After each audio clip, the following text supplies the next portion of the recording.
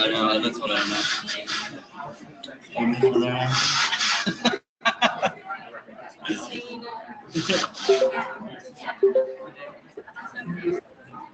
Right, but there was a comment to it, so I was like, was that comment referring? Sorry, I think it popped up again when I clicked on this. Okay. I think it popped up. What was that? Do you know why I did that? Okay. Okay.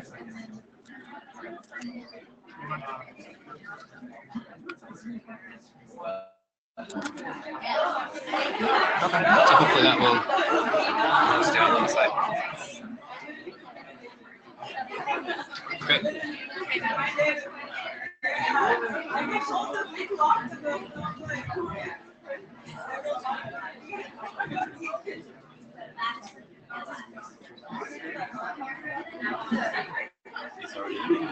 Good morning.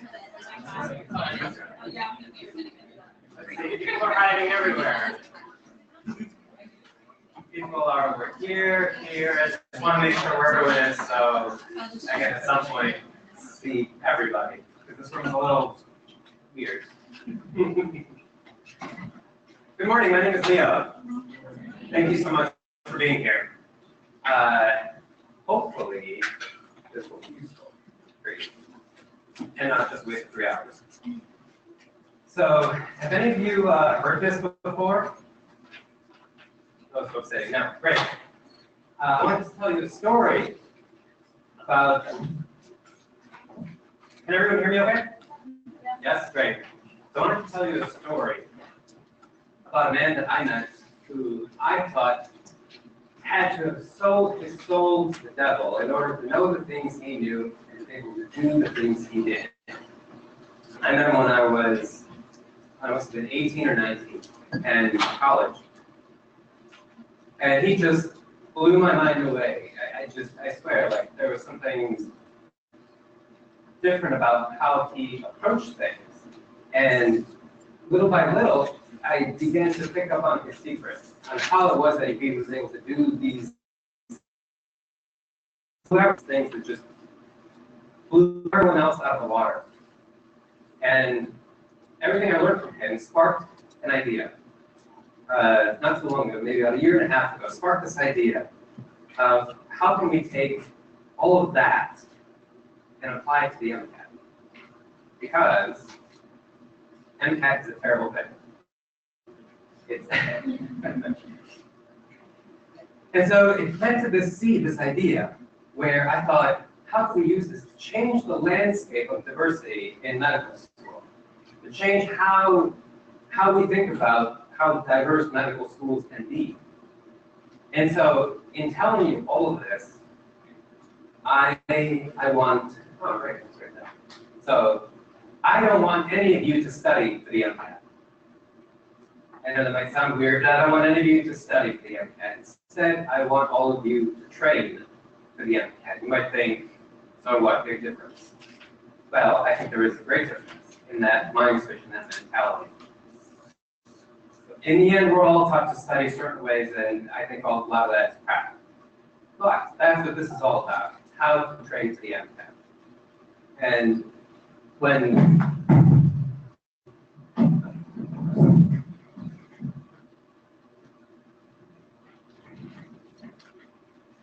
as we're going through all this, I'm going to share with you just different stories, different analogies, so that hopefully it helps stick. But yes, how to train for the Mcat. Because it really is something that you train for. And what I want you to realize is that the Mcat tests a skill, tests a very specific skill. And one of the better ways, I think, to get good at that skill is this. You do thousands of practice questions in the right way. And that's it. That is the punchline. That is the bottom line message to everything I'm going to tell you today. And the rest of what I'm going to tell you today is convince you of why this is the key, one of the keys, if not the key, to kicking ass on the Mcat. Is doing thousands of practice questions in the right way. And so you take that summary point, do thousands of practice questions in the right way. And as you're doing these thousands of practice questions, you're going to get a lot of them wrong. And as you get many of them wrong, you're going to get hundreds, if not thousands of them wrong. And as you're getting them wrong, you're going to get feedback. You're going to get feedback on why you got them wrong. You're going to get feedback on the ones you got right, but more importantly, on the ones you got wrong. And as you get that feedback needs to be high quality. And high quality feedback is three things, those three things. It's timely, specific, and actionable. In addition to getting this feedback, you're going to do one other thing. You're going to make a document that tracks those mistakes. This document, you can take whatever form you want, whether it's a Google Doc or a paper and pencil, Word doc, whatever. But it has to, there we go, it has to track your mistakes. And this is key because in doing so, the key thing you have to write down is for every question you do, especially for everyone you get wrong, is why you got it wrong. That's really the only thing you need to jot down. It's just a few lines about why you got it wrong. And as you do that, that will help etch the lesson from that wrong question into your mind. At the end of your study period, you'll as you do this, you'll start growing this document that will turn into like a 100+ page document that is essentially your own personalized review of all your weaknesses, of all the things you don't know and you need to figure out how to know. And best of all, if you do it on a Google Doc or some electronic format, it's searchable, which is fantastic. If you have like, or even in the middle, you come across a question, you're like, oh, I got it wrong again. And I remember I just saw a question about this, I don't know, last week. You can just quickly search whatever keyword you want, and you can find that question you did, and what you wrote down is why you got it wrong, and why am I still getting it wrong? So you're going to do those things. Because in all your pre-med courses, all that stuff they taught you, all that stuff got crammed into your long-term memory storage.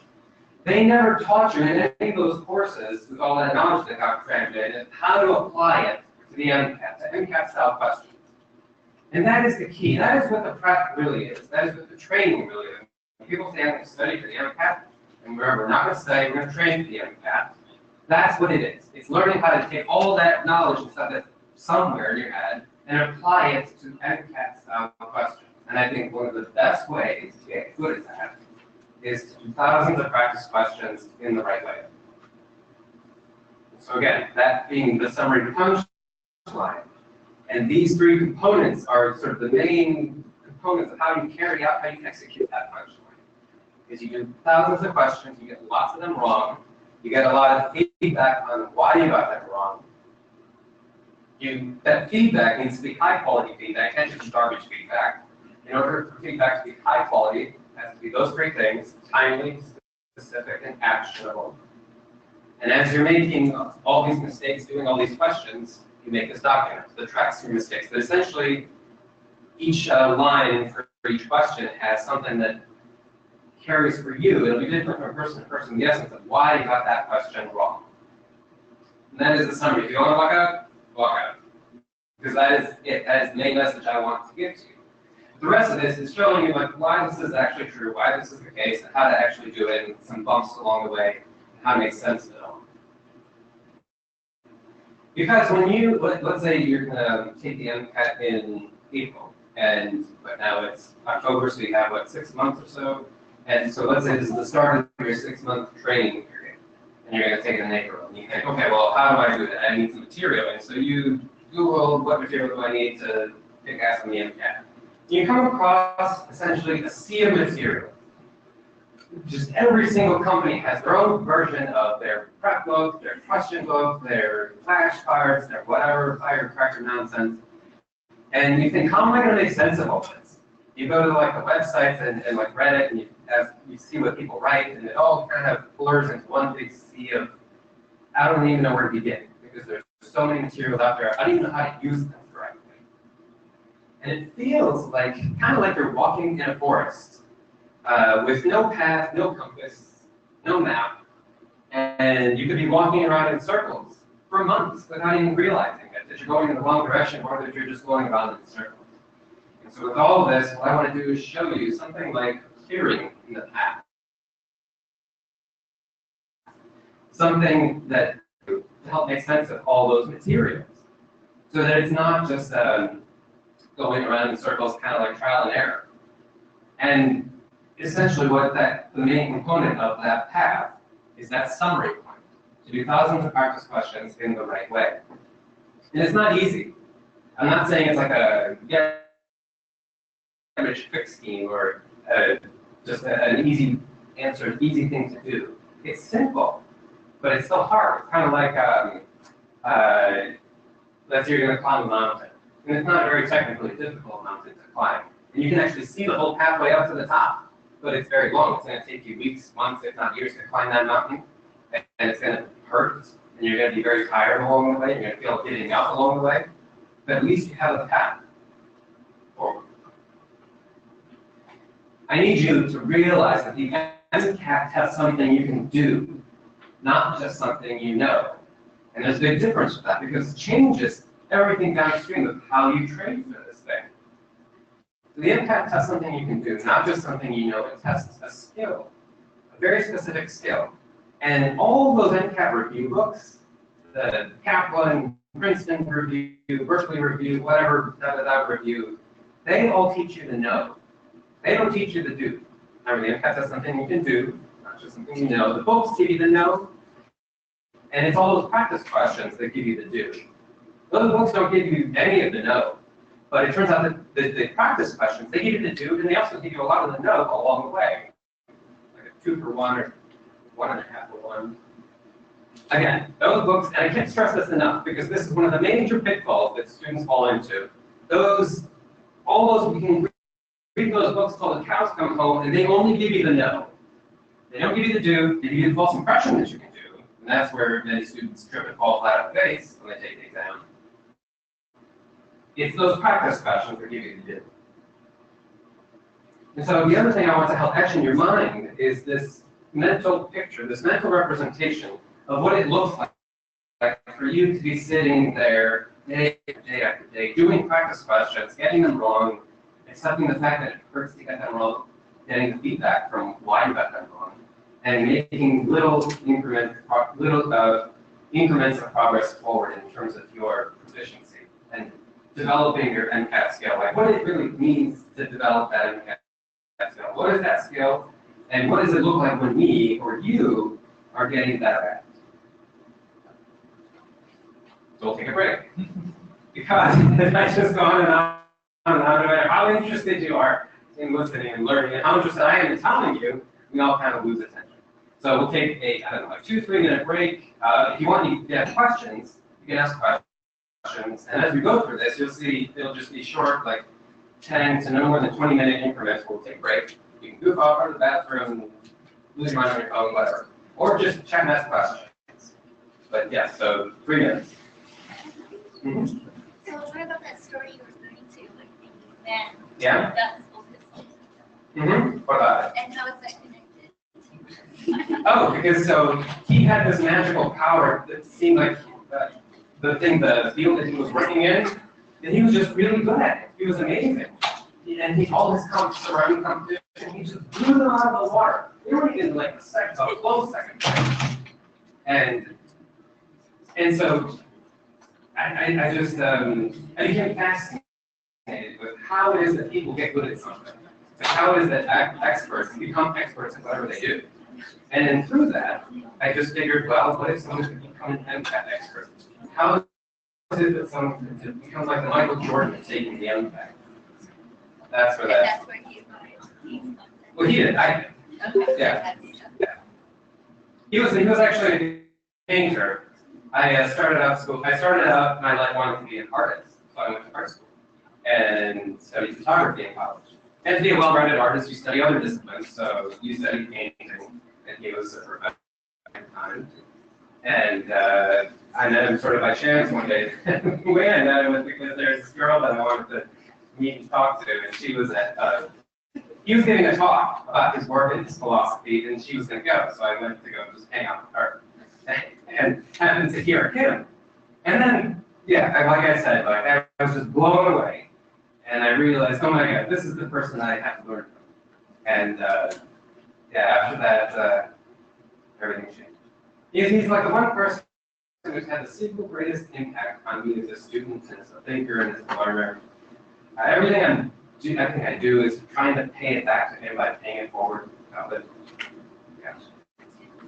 I think our 2 minutes is up. Don't worry, I mean, if anyone has any questions in the middle of this, just raise your hand, say something, stop me, and ask, okay? So that main skill, Where did I leave my? that main skill,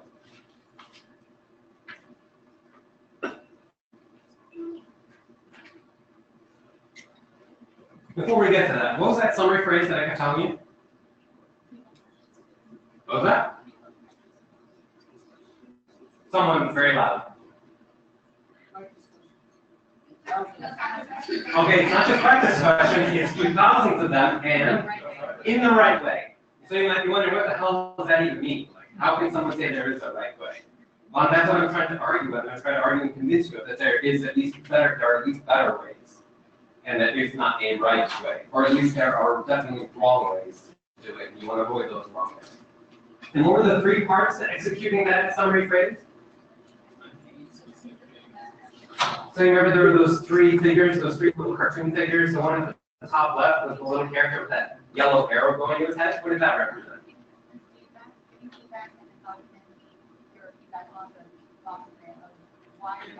Yeah, so number 2, getting high quality feedback, documenting what was the first one?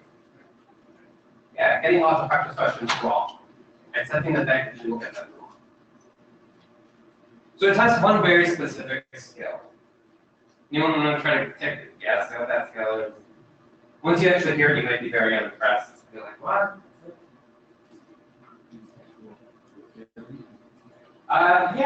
Yes, but not exactly. A little bit more than that, yeah. So. That's encompassed in it. That's part of it too. Part of it too. It's one overarching thing. You might think, well, that's a pretty lame description of the skill when you see it. So it's this. It's your ability to answer Mcat style questions about a finite range of material at a specific pace. Those 3 components. Your ability to answer Mcat style questions, and that encompasses everything that you're saying, like reasoning, stamina, all that, about a finite range of material. You might feel infinite, but I promise you it's not. At a specific pace. We'll go through each one of those in just a moment. So your ability to answer MCAT style questions. Would you believe me if I told you there was such a thing as an MCAT style question? Would anybody disagree? So most of you sound like would agree there is such a thing as an MCAT style question. Would you believe me if I told you they had MCAT question building machines? Whether they look like it or not, who knows, but they actually do have MCAT question building machines where they take all of the stuff they teach you about physics and redox reactions and RNA and whatever, and they feed them into these machines, and out pops an MCAT question. Out pops an MCAT passage and its associated MCAT question.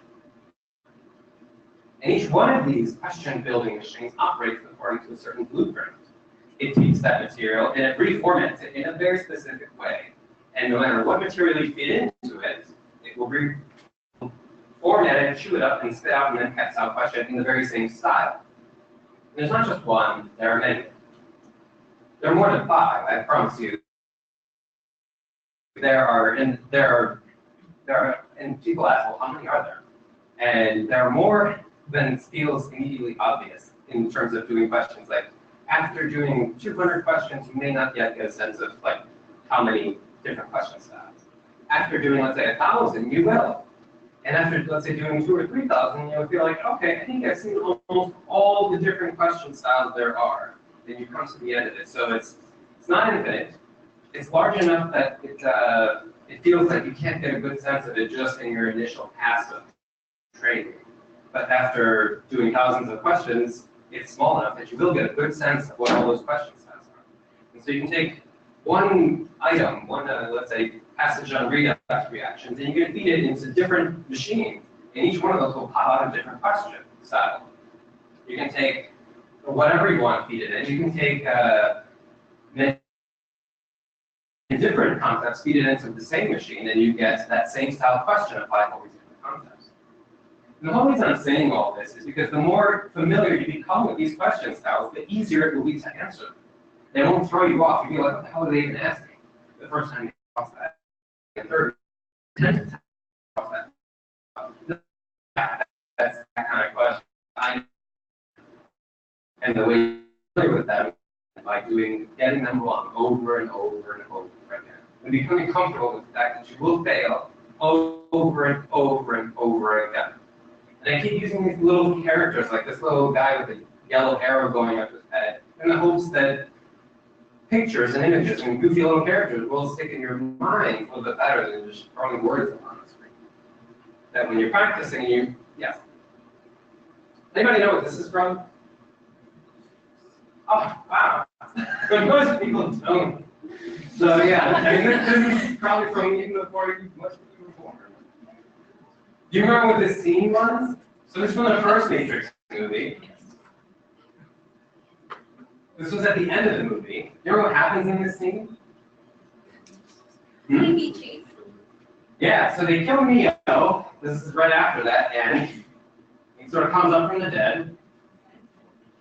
And that this is the moment of realization. This is the moment when he's like looking at the agents, and all of a sudden now he doesn't see skin, he doesn't see men in suits, he doesn't see walls. He just sees the Matrix.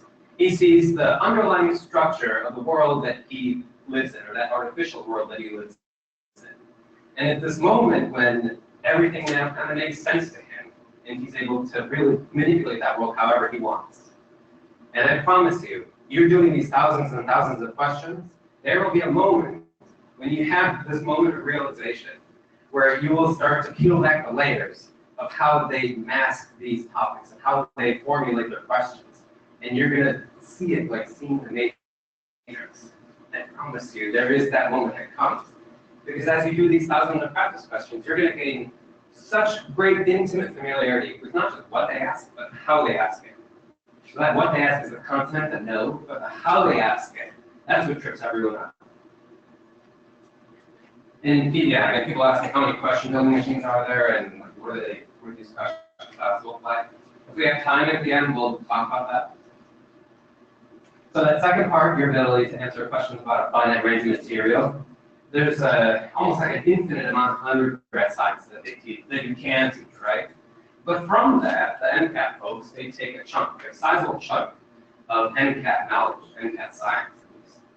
It's large, but it's finite. Like they can only take so many topics and feed them into these Mcat question building machines. And from that, you derive an even more finite amount of question styles that they use.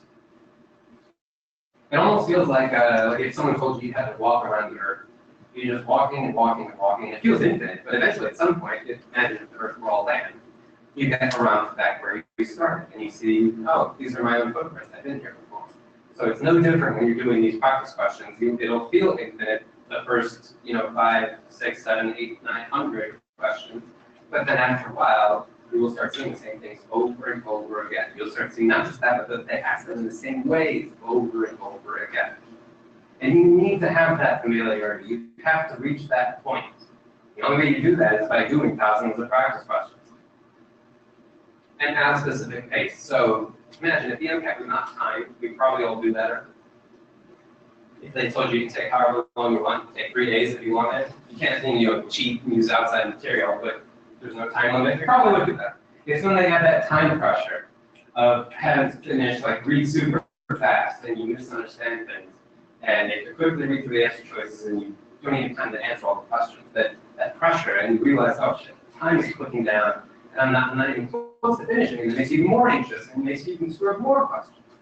So that's a very real problem that you have to figure out, that you have to deal with. We'll talk about how to deal with that too. So hopefully that was less than 20 minutes. Take another short break. And if you have any questions.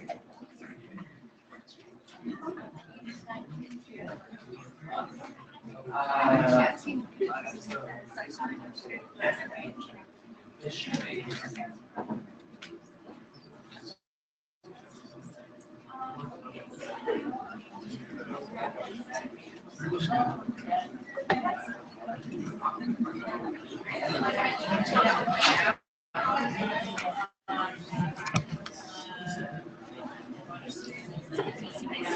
Sorry, thank you. I just That's okay. like I really represented what I want to do, and you were emergency medicine, right?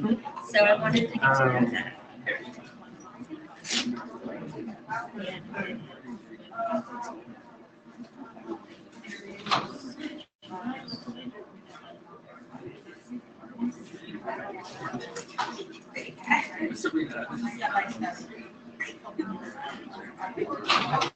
Have a notebook with me.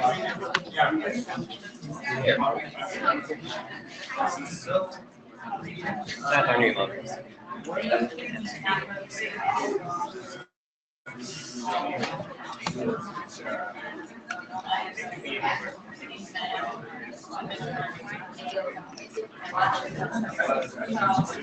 Thank you. Thank Thank you so much for your time. I really appreciate it. Hope you can stay in touch. I'll see you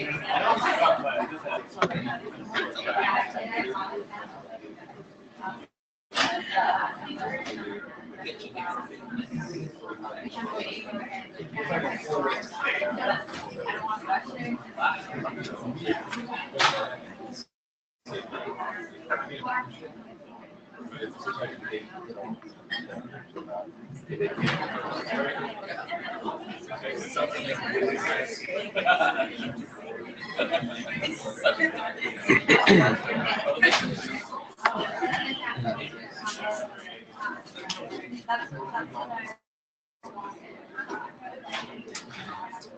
You still are.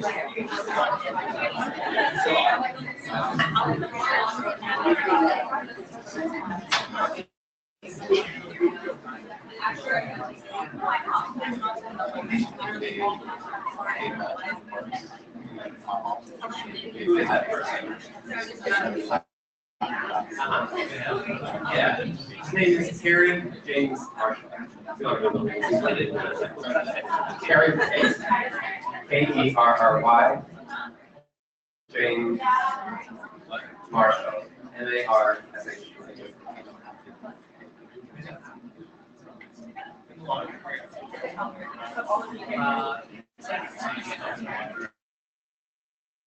Does anybody here play any like competitive sports?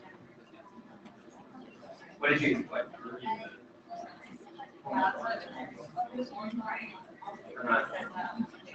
Which one's one you played the longest or like the most intense or you felt you were the best at? I feel like all of them. Okay. Anybody else play competitive sports? Yeah. For how long? That's a long time. You still doing it?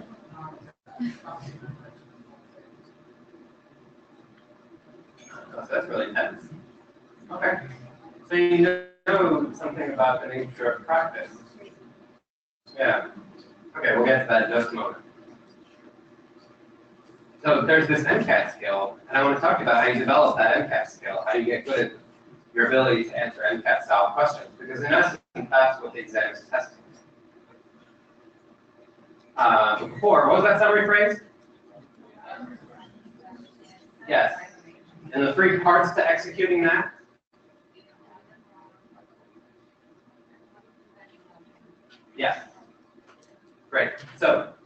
you sit down to do these practice questions, part of the time you're going to do it in blocks of practice questions. So you're going to have timer.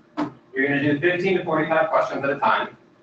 And you're going to take a short break once you finish them. And this is like, you don't do a question, read the answer, do a question, read the answer. You just do all the questions, like read the passages, do the questions.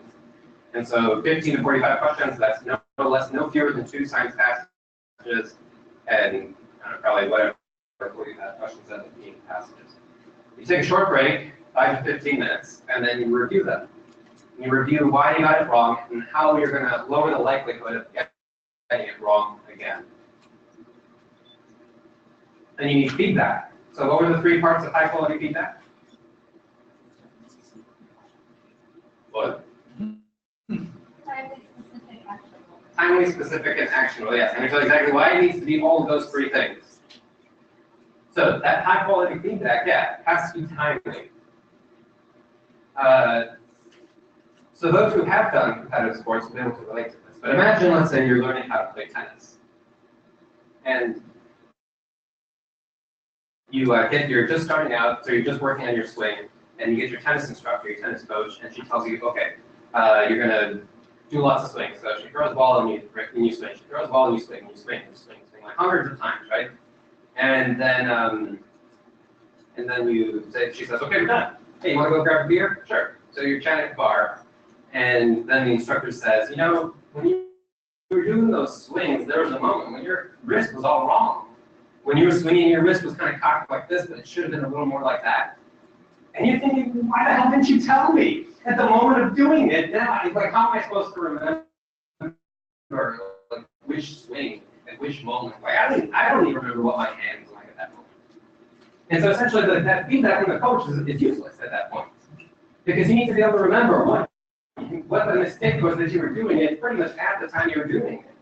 And think of how different it would have been if the coach, you're swinging, and the coach says, no, stops you right there.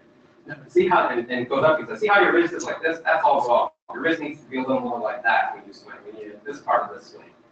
And you think, okay, good. So now the very next swing, I'm going to have it in my mind that my wrist needs to be a little more like that. And then you swing, and you have that old bad habit ingrained in you, and you still do it the wrong way. And the coach says, no, favorite. You're still doing it wrong. And so that those little micro corrections, in order for that to actually be useful and helpful, have to happen at least close enough to the mistake that you remember the mistake. If you remember when you were doing these questions, what you were thinking, what your thought process was, and why you got it wrong. And so that's partly why you take a short break. You don't take hours, especially at first when you're first starting out. You don't take hours. You don't review the next day. You review it shortly after. Because and so this thing is idea of getting high quality feedback. If you don't have some kind of mechanism built in place to lower the likelihood of repeating the mistake, you're screwed. You're essentially screwed. You might as well just give up at this point, because you're not going to improve your score if you don't have some kind of mechanism built in to lower the likelihood of repeating the mistake. So identify why you made it and lower the likelihood of repeating it.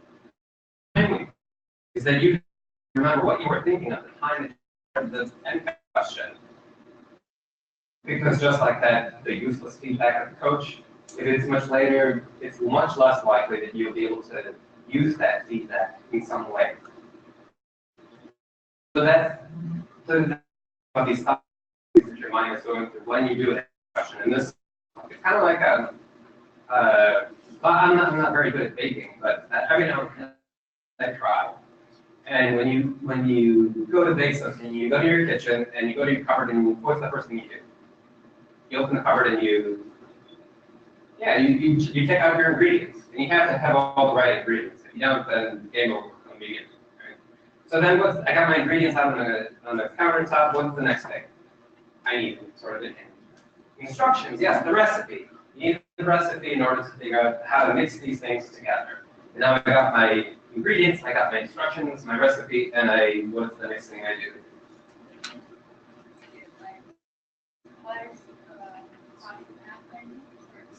Yeah, start doing it. Yeah, then you actually do it. You execute, and you make it, and you execute according to the instructions. You mix it in the right ratios. You let it sit for the right amount of time. You oven it at the right temperature for the right time, and all that. And out comes your cake, or whatever. Yeah, you're baking a carrot. And then you go through these same mental thought processes every time you do an MCAT question. There's one little last component, which I'll tell you, which doesn't exist in the baking analogy. But just like you gather ingredients, the first thing you do when you try to answer, you attempt an MCAT question is you gather ingredients. All the different knowledge items that you need so that you have a chance at answering this question.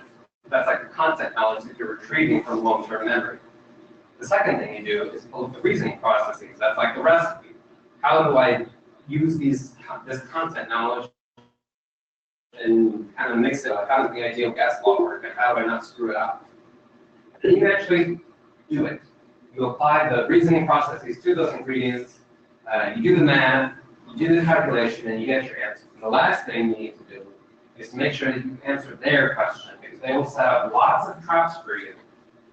They will have answer choices that look like the right answer choices, and we arrive at that because you misread one little item in the question stem or in the passage, and that threw you in a different direction. Or you just made a simple mistake, and they know that that's a common mistake students make, and so that incorrect answer will be there as an answer choice. So another way of saying the same thing is when you approach an MCAT question, you retrieve the content knowledge. You need to know how to manipulate that content knowledge. You apply the formula, do the math, you carry it out, put the ingredients in the oven and set it to bake, and then you watch out for traps. Because you can easily imagine, like, any one of these that you get wrong will lead to, in the cake analogy, will lead to a crappy cake. If I don't have the right ingredients, if I'm missing sugar, my cake will be sugarless. If I don't have half the recipe because the paper was torn off, I'm going to be winging the rest of it. It might turn out like crap.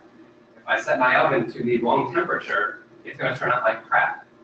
And into this watch out for traps, what might happen is that you might retrieve the correct content knowledge. You might retrieve the correct reasoning processes. You know how to manipulate. And again, let's say you apply the formula and you do the math correctly. But there was one little thing, phrase in the question stem or in the passage that sort of turns this thing on its head. It's like sometimes we use double negatives, sometimes we use exceptions, and you produce an answer which is technically the correct answer. It's just an answer to the wrong question, that they were not the question that they were asking. Have any of you done Khan Academy MCAT questions? Some? Yeah. So when you do those questions, the free MCAT questions, you'll know that they have hints at the bottom, right? If you're like totally stumped, they have hints, and you can click hint number 1. What does hint number 1 usually tell you? Yeah. So usually hint number 1, it gives you the ingredients. It gives you the content knowledge, just like the basic content knowledge you're going to need in order to be able to answer the question. If you are still stumped, you can click hint number 2. Hint number 2 usually gives you the reasoning processes or the recipe. They'll tell you, like, in order to answer this, you're going to need the ideal gas law. This is kind of how you manipulate. If you're still stuck, they'll give you hint number 3, which is sometimes an example of like not that problem, but like here's an example of how you use the ideal gas law to solve the problem, to solve the equation, whatever. To look for whatever variable you're looking for. And if you're still stumped and you still can't figure it out, you click hint number 4 and it essentially gives you the answer to that problem. But they know this. Even Khan Academy knows that this is how it works. This is how your brain works. Like, I'm not making this up.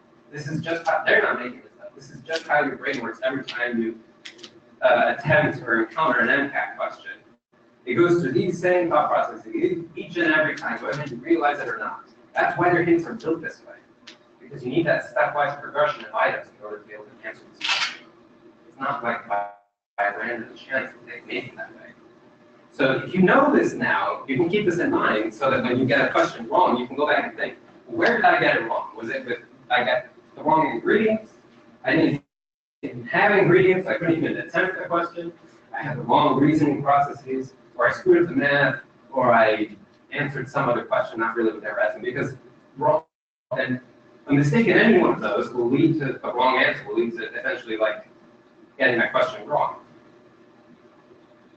And so if you do that question, and let's say you review it a week later, chances are you're not really going to be able to remember what you were thinking at the time of doing the question.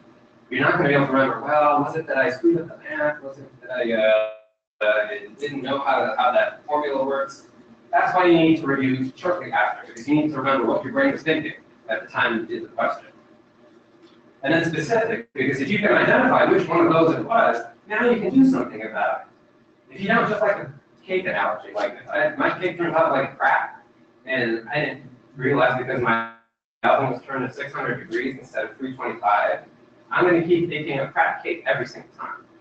If I have salt in my sugar container, I'm going to be making a crab cake every single time. And only when I identify what actually change that, that's when it becomes actionable to make the right thing you need to correct cake or make the next time you encounter a question similar to that to get it correct. So that part about the actionable, like what do I need to do to fix it, this part about content knowledge comes up a lot. People think it's a common one. They think I got this question wrong because I didn't learn these topics.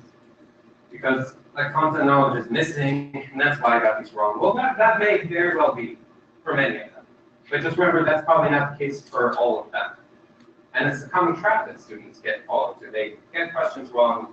They don't really know why they got it wrong. They just assume it's because I didn't learn these topics, and I have to go back and do more content knowledge review. And that's a mistake. Because you may have gotten it wrong for all these other reasons here. And you may not know, and you're just going to waste your time doing content knowledge review that doesn't really help anyway. Because it's not going to stick. It's going to go in one and out the other. Because that's how learning works. Identifying what the mistake was allows you to make it actionable. So then that brings up this next question of how much content knowledge review do I really need? Because you're telling me, well, content knowledge review is a waste of my time, so do I actually spend time doing it? Well, thank you. Any questions? Okay, yeah. I have a question from the chat. Oh, yes. Any thoughts or opinions about in-person and prep courses? Yes, I'll get to that in just a moment. In the end, they can be helpful, but it's a crapshoot. Yeah. They can hear, right? Yeah, so in the end, it can be helpful. The courses, you get out of them what you put into them. If anything, they're more a way to help keep you on track and on schedule for your training period. But they are by no means guaranteed, especially because if it's in person, you have teachers who are teaching you. You are at the mercy of that person. Like, how do you know they're a good teacher? You know, sometimes they are, sometimes they're not, and that's a total crapshoot. And just because they're a good teacher doesn't in no way improves your ability to answer questions. Because remember, that's the skill. When you sit down for the test, that's what's being evaluated, is your ability to answer Mcat style questions. So that person can teach you, can like infuse the material all they want into your brain. But that doesn't matter, like, in the end, that's only the very first part, because unless you can take that stuff that they infuse into your brain and apply it to the question styles that they have, then that infusion of that material in your brain is useless. It's been a waste of time and a waste of money. That does not absolve you from the responsibility of doing thousands of practice questions. You can, if you still have all this other stuff. Mm-hmm.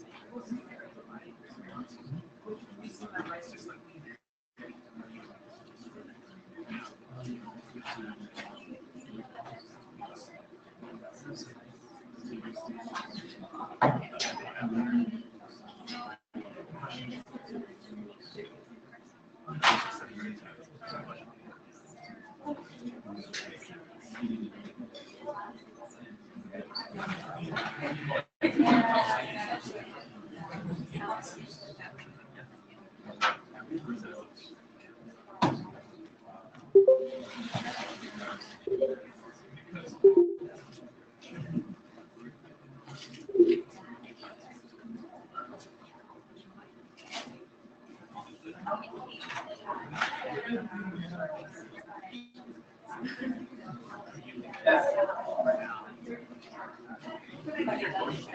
Yeah.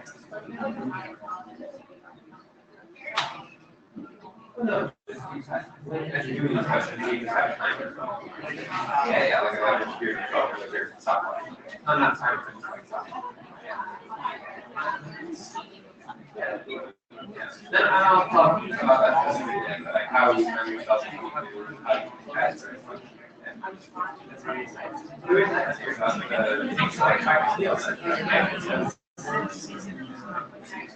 There was a time when you probably saw it, right? Yeah, and then you got lost out.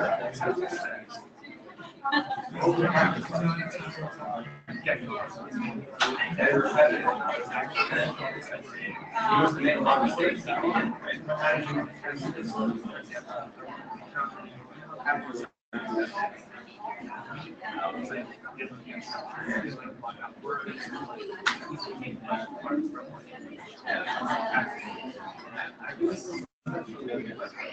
No different than training for a trial. No different than training to be a concert pianist. It's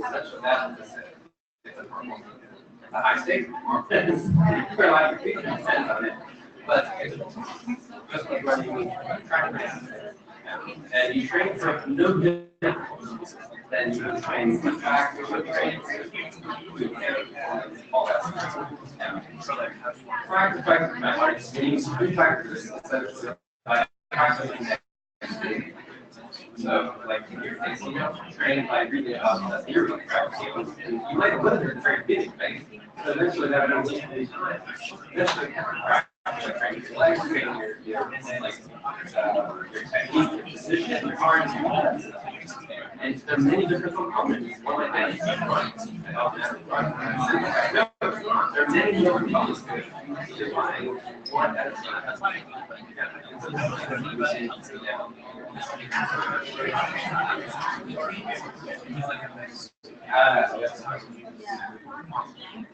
Okay, let's start off again. Hopefully everyone's back. If not, then we'll do that. So that question of, but before that, you already know this, right? I don't need to keep repeating this. I keep asking because otherwise people walk away and they're like, what the hell is that about? You don't remember anything. So if you know what this is, that summary phrase, you've got three parts. You start them with practice questions, where you do questions, and then you do them in the right way. There's the three parts that those three figures. There's the guide, there's the questions wrong with that feedback. You get the high quality feedback in documents. You track your mistakes. And then the three parts of that high quality feedback, which were, we just talked about why it needs to be timely so that you know what your mind is thinking. Specifics, you can identify why you exactly got it wrong, and actionable, meaning that you can do something about it so that you don't get it wrong the next time. Because the point is, you're getting all these questions wrong now so that you don't get them on the test day. Oh, did you remember those four thought processing? So like just like baking, what's the first thing you do? Yeah, and then the next thing? Yeah, the recipe, the reasoning processes, and then you carry it out. And the last thing, specific to the Mcat, you watch out for traps. There are many traps. So that question we left off as, how much content knowledge review do I really need? Well, I want to talk to you about this myth and danger of content knowledge review. This is what burns so many students. And it's like a true tragedy.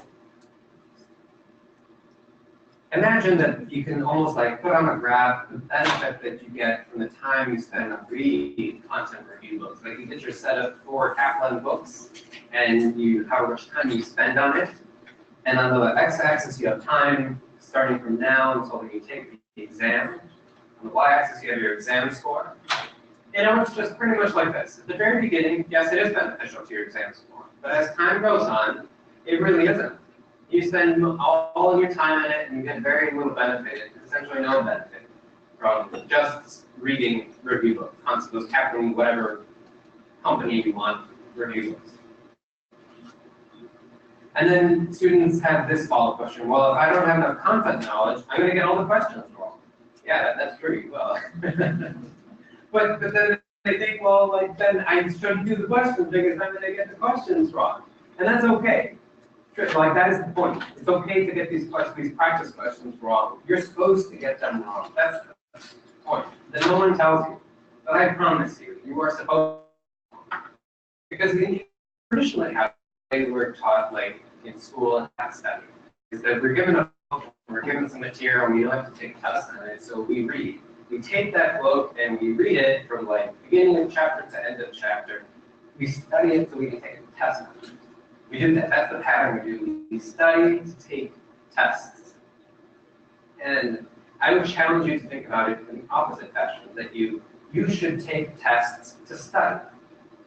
That in taking tests, quizzing yourself, you are making sure that you know the material in the way that the exam requires you to know the material. Not the way your brain happens to randomly process it as you read it. You are constantly checking to make sure you are learning it the way the exam wants you to learn it. And what ends up happening is that all these tests you do, these practice questions, they end up working like a fluency vaccine. They essentially vaccinate you and protect you against the possibility that you don't actually know the material as well as you think you do. That after reading that chapter because you're expected to take the test, that you don't actually know the material at all. You thought you did because you read it, kind of went in your brain and your voice, your mind's voice, you kind of read it to yourself and so forth, and you took notes, but you don't actually know it. And that's what these tests and practice questions do.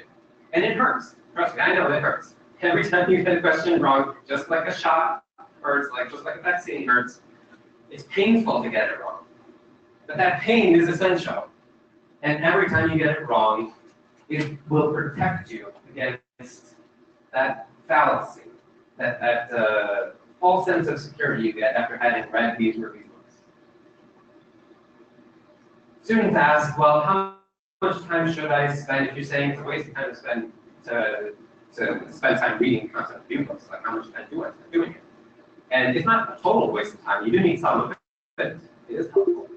But think of it something like this. So again, on the x-axis, we have the start part Mcat training, which is now, and exam, which is April. On the y-axis, we have training time proportion. Meaning how much of the day, how much time you decided to spend in the day on your Mcat stuff, the proportion of time you spend. So let's say you spend 10 hours a day. And initially, you spend all your time reading content review books. And as time goes on, you spend less and less time reading content review books because you start spending more and more time doing practice questions. But if you look at practice questions, it never really gets up to 100%. It never gets up to that max level. Why? Because at the very end, you're still spending time reading these content review books. And you also notice that the little black dot, there's this point where you're spending about half your time reading, half your time doing practice questions, and at least on this graph, it comes in the latter half of your training period. I think that's a mistake. I think this whole graph should look something a little more like this. Where now, that little black dot, you spend kind of half your time reading, half your time doing practice questions, happens way earlier in the training period. And two other important things happen. You start doing practice questions right from the very beginning. Right from the start of your training, you're not doing all the time. Granted, you're spending maybe 10–20% of your time doing practice questions, but you start from the very beginning. And that arrow on the right, you get to a moment in your training when you were doing nothing but practice questions, where you're spending 100% of your time, however much time of the day you decide to spend on Mcat, doing practice questions. Not reading, no capital books, they're all like locked away or burned or whatever. You're just doing the practice questions all day long. That's all you end up doing. Because what ends up happening is that the reading, remember, that teaches you the know. And it's the practice questions that give you the do. They also give you some of the know along the way. So you really get a lot of bang for your buck with doing practice questions. And you really miss out on reading. Because reading, again, it gives you that false sense of security that you know something. I'm sure all of you have experienced this. You studied material, you read it, and for college, you take a test, and it didn't do so well. You thought like, oh, I spent so much time reading, I thought I knew it, but I didn't. That's the same thing that happens. And so this is a common sentiment. You go on the websites and read all sorts of stuff, and this is very common sentiment. Hey guys, I did my first full length yesterday, and I got 49 on the diagnostic demo Princeton review. And I felt so defeated afterwards. And I felt like I didn't even understand what the passages or what the questions were asking. And yeah, it hurts, I know. It sucks to like do your first practice and you like score at the bottom of the barrel. And again, that's okay. Remember, you're supposed to get them wrong. You're supposed to suck early on. Like no one was born knowing how to do this. You're gonna suck at it really bad. All of you. We all did at one point. Anybody ever talked about the power of this word yet? Nobody? Hell yeah!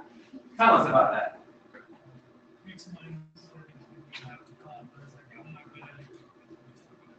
Yeah. So I'm not good at it because I'm not good at that. Uh-huh.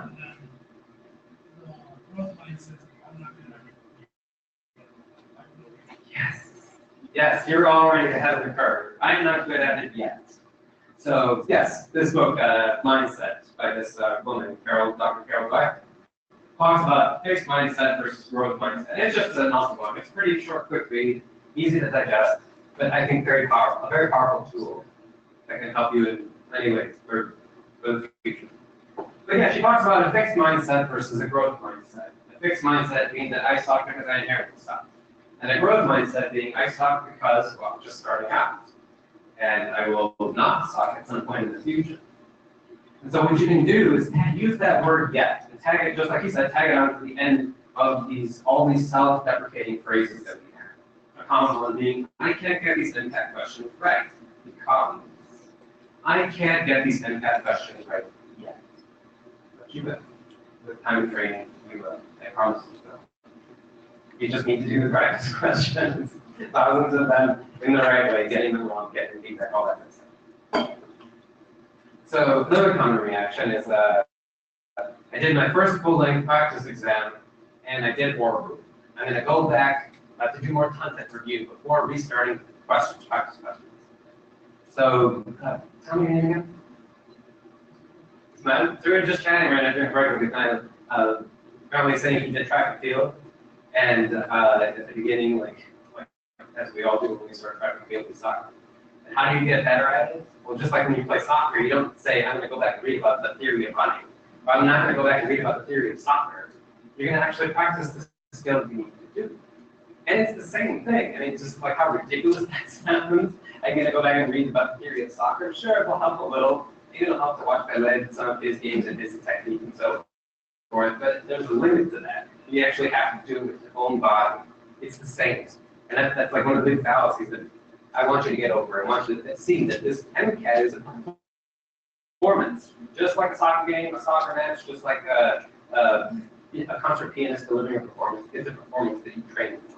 You train for it by doing the thing you'll actually be doing on performance. There was a time when none of you could walk. There was a time when none of you could even stand. You don't remember it, but there was, and all of you really sucked at standing. And little by little, as you were an infant and you got older, you tried to stand, and you failed. You like sort of were able to manage, and you fell. And you held on to things, and you fell, over and over again. And at some point, you were actually able to do it. You were able to actually hold on to something and stand. And then you tried to take a few steps, and you failed. You failed miserably, over and over again. But there was a time when then afterwards you were able to walk. All of you are walking at this point. You guys are walking. So it's no different.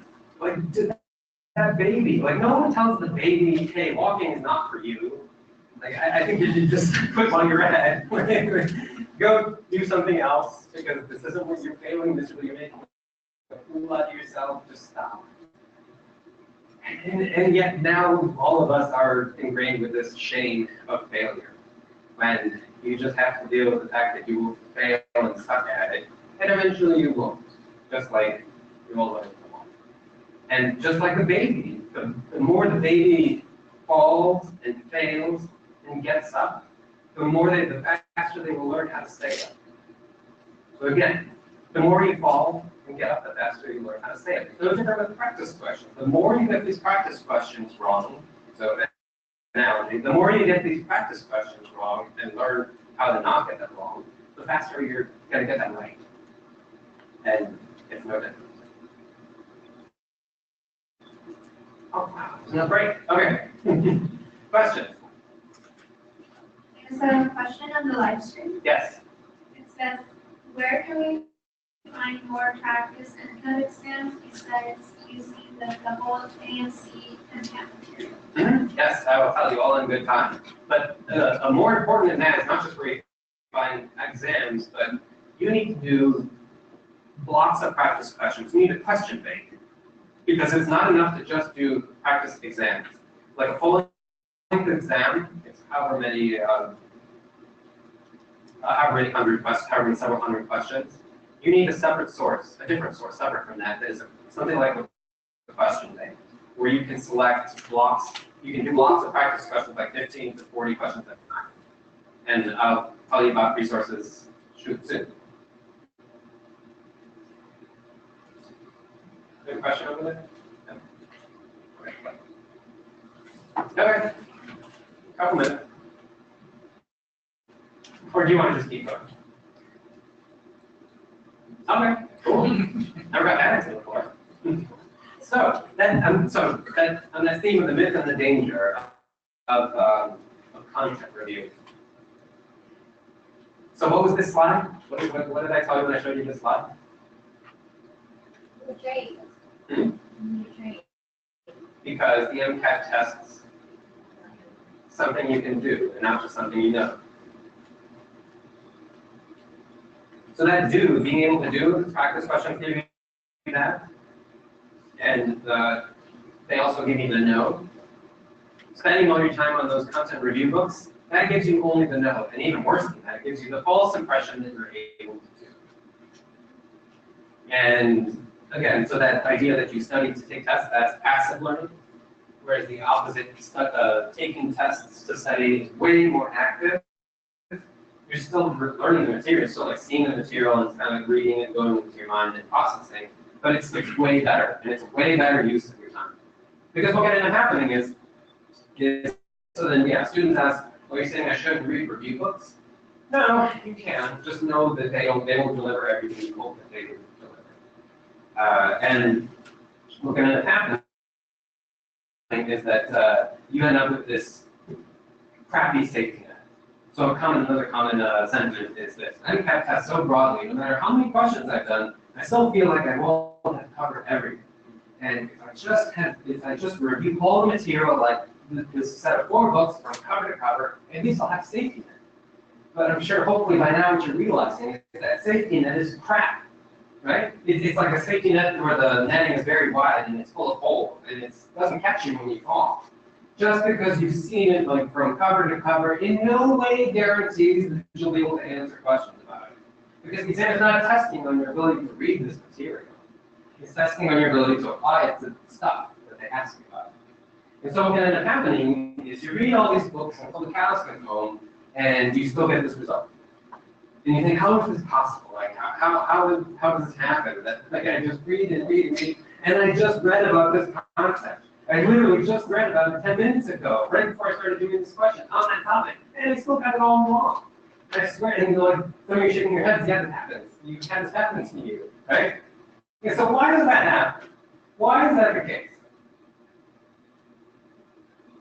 Why is that? Well, why do we get screwed over like that? If any of you have seen this, bear with me, don't steal my thunder, but for those of you, what is that thing? It's simple, like what is it? Square? Square, like a red square? No, it's not a square. I promise you it's not a square. How about this? What's that thing? Triangle? You're like, no, it's not a triangle. I promise you, it's not a triangle. That's not a square, and it's not a triangle. What this actually is that. It's a three-dimensional object, sort of pyramid, that I showed you from its sides, the triangle side, and head on from the square, from the base. And that's what happens. That's why we get screwed over in this way. Because that's what the Mcat does. It takes, this is what happens when you spend all your time reading those review books. They give you a one-faceted view, a one-dimensional view. They only show you this very complex topic that can be looked at from like many different angles, like let's say cardiac physiology and all the equations and graphs and whatever that go along with it. And they only show you essentially from when you read it from one face, from one view. And when they ask you questions about it, they can ask you from many different views. This is essentially the same way as those Mcat question building machines. They ask you about this topic. This machine asks you from this point of view, and this machine asks you from this point of view. But when you read the book, you only saw it from this point of view. And that's what doing practice questions does. That's the advantage of them. So they show you these topics from multiple facets. You get to see that same topic presented to you from all the different angles, because you're going to be doing thousands of them. You encounter them from all the different angles. And that's the benefit you get. And so that's the myth, that reading the content review books will give you this three-dimensional understanding of these topics. Like a complex, deep understanding. And they don't. I promise you, they don't. And the danger is that you will fall through this trap. You will only be stuck with this one-dimensional view, thinking that square and triangle really is not. Anybody want to take a break? Yeah? Questions? So what questions do you have so far?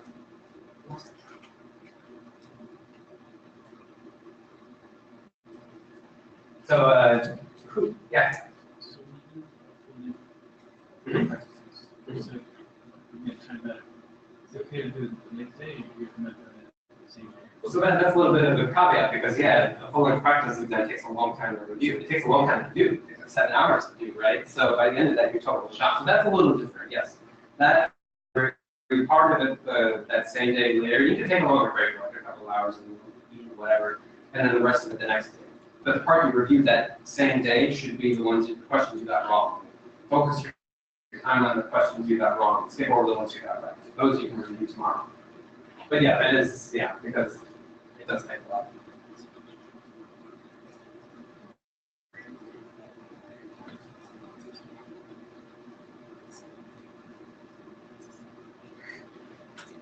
Yes. So on that, yeah.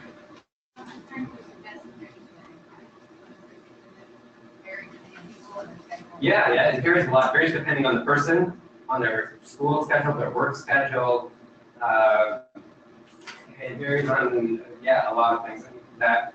And also how much time you think he will need, because some people will just apparently need more time to do more questions to achieve the same skill level than others. And that's just a fact of life. And you won't know that until you actually start doing it. And I'll talk about that too, like how much time do you spend and how do you manage that time. So people are asking questions like, are you going to say that thing, or are you going to talk about this, or that? There's a lot of stuff I will talk about. Okay, we have plenty of time. What other questions do you have burning, like wondering, is he going to talk about this, or are you going to talk about that? Like what other, yeah. Mm-hmm. Yes. Oh yeah. Mm-hmm.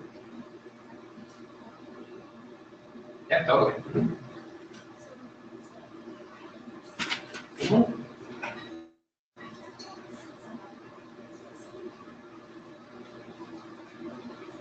Mm-hmm.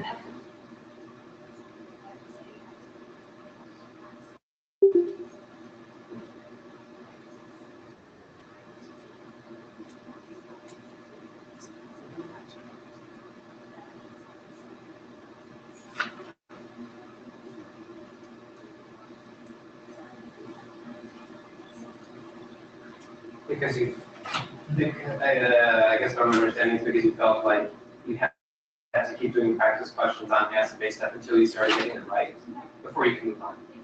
Yeah. Yeah. So that brings up two topics actually. So two questions. One, your question of that, like, when do I move on? But it sounds like what you were doing is doing practice questions focused on a very specific topic, right? Like on these questions that you can choose to do just acid-based topics or whatever. So one, on that part, early on, that's fine and it's probably helpful to do it. Like you're reviewing cardiac stuff or you're reviewing respiratory physiology and you do questions on respiratory physiology. But as time goes on, so if you're closer to the middle and end of your 6-month training period, whatever it is, it needs to be totally random. Like it becomes more and more random, such that by the end of it, you're just doing totally random topics. That's one. So, and then two, let's say you're at the beginning of your training period and you're doing this, focusing on that. Don't worry, so again, you're not doing it to get them right, you're doing it to get them wrong, and it's okay if you just move on and you haven't, there's no way like by the end of that short period you're going to get them all right. It's unreasonable to ask yourself to get them all right before you move on. Because you will still see those same topics again. When you start doing random blocks of questions, like random topics, you will get them here and there, and you will still do more of them. You'll still get them wrong. And you still have time later on to go back and review. Like, so yeah, I would say take that out of your head, that idea that I need to totally master this one topic before moving on to the next. That is hard, I know. A lot of students talk about that. It's that, and even hard, even one step before that, it's hard for them to start doing practice questions. Because they feel like I really need to review all the content, like do it once over, or twice over, or 5 times over, before I start doing questions. That's also hard. That's the kind of surrender that you need to do. Just accept that you're going to see stuff like, I didn't even review that, but I'm going to do the question about it. And I know I'm going to get it wrong, but I'm going to try. I'm going to read it and try to sort of like make my best effort. And then when I review the answer explanation, I'm going to get a lot of learning. So you surrender first and start doing the questions, and then you surrender what you're saying and realize that you're not going to master things before you move on. But you will see them again. You will see those topics. Yeah. What are the questions you have in terms of, like, I wonder if you'll talk about this or that? Just really sign up so that, like, and throughout the whole thing, just, yeah, have that in the back of your mind. And so that a lot of the stuff you're asking I will get to. And if there's something that I don't have planned, then I'll know to take a moment to actually address it. Flashcards. That's the true demon. I would say ditch them. Probably. Yeah. So flashcards, think of it like this, like flashcards can have some benefit. And I mean, if you're going to use them, I would use them very early on. Again, so let's assume that today is day 1 of our training period, and we're going to take an exam in April. Do them for the first maybe month or 2 months. 2 months, no more than that. No more than like the first third of your training period. And if you're going to do flashcards, you have to make them. Do not buy pre-made Mcat flashcards. That is a true waste of time. That is a true waste of your. You're robbing yourself of the learning moment. You get very little out of just having a pre-made question, reading it, and answering it, even though you're going through the mental struggle of trying to answer it. One, it's not the real thing. It's not like the actual Mcat question, which you'll get a lot more juice from and learning from. And two, when the benefit of flashcards actually is in you making what topics I don't know, making up a question about it, and then you're probably going to forget the answer. You may not, but you're going to forget the answer. And to do these questions, you're going to start sort of relearning your own questions and answering your own questions. The benefit comes from you taking the mental effort to write out the question and putting it down. If you're, so, summary, if you're going to do flashcards at all, do them at the very beginning only. And only do flashcards that you write yourself. Whether it's on paper or on Anki or on whatever the other popular one is online. Quizlet, yes, Quizlet, or on Quizlet. Yeah, and I would definitely not buy and pre-made Mcat flashcards. Yeah. Is there a firecracker for Mcat? Anybody heard of firecracker? I think they're also flashcards. Yeah, I would do that. So, and think of it like this, like the tennis player who's swinging the racket. What are they doing? They're hitting a ball, right? When they swing the racket, they're hitting a tennis ball. Imagine if they were using a baseball to practice. It sounds weird, right? Because the baseball, even though it's the same size as tennis ball, it's totally different feel, totally different weight, totally different bounce to it. And so you practice all you want swinging your racket and like hitting a baseball, but that's not really going to help you all that much to the real game, because that's not what a tennis ball feels like at all. That's the same issue you're running up against too with questions. You're sort of doing practice, but not great practice. It's kind of like practicing practice. Okay. Well, what did that thing represent? Yes, fluency vaccine. And when you do those questions and it feels painful, I want you to remember this needle and syringe and how painful it is that you are protecting yourself against the fact that you may not really know the material as well as you think. Who here is good at push-ups? Or how many push-ups can you do? Somebody.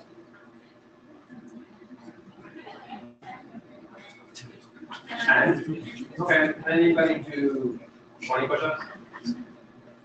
30? Yeah. I could do, I could probably do 20, maybe 30, by 40, I'll be done. I probably can do 40. So, who here can do 100 push-ups? Okay, that's pretty good. Who here can do 200 push-ups? Maybe who here can do 500 push-ups? I see some jaws dropping.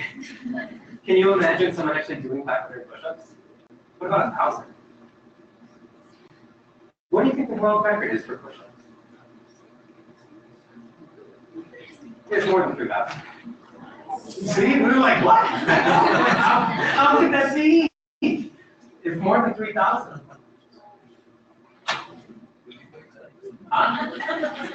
Can you take a break?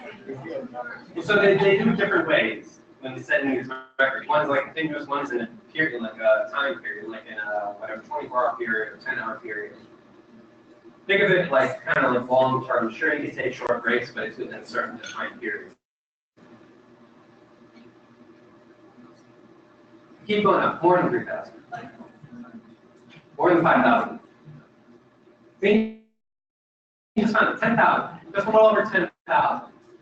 That's insane. Like when I first found that, it just blows. Like you can't even imagine how someone could possibly do that. 10,000. Right? You can barely even do 30. When most of us can't even do 500. And so, how does someone get to that point?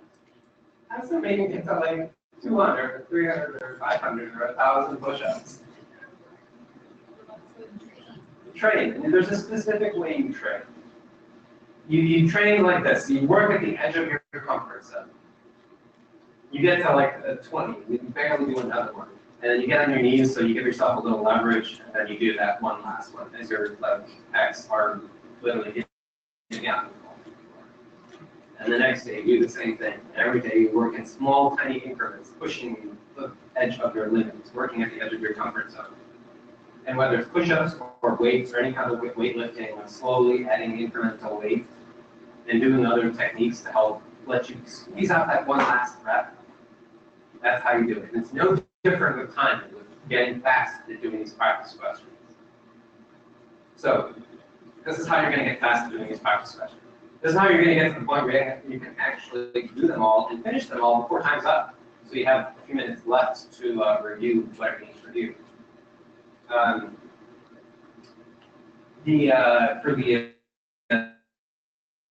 the science questions, science, what is it, 59 questions in 95 minutes. So if you divide 95 divided by 59 is 1.6 minutes per question on average that you get, that you have to do. So that's the pace you have to do to finish them all on time. And I would say you should aim for a little bit faster than 1.5 minutes per question. Doing it 1.5 minutes per question, so 1.5 times 59 is a little less than 95. It'll give you a few minutes at the end to go back and review whatever questions you had to spend a little more time if you weren't sure about. So keep that number in mind, 1.5 at the time, 1.5 minutes per question as a speed. So here on the x-axis, again, started your Mcat training to the end, so now to April.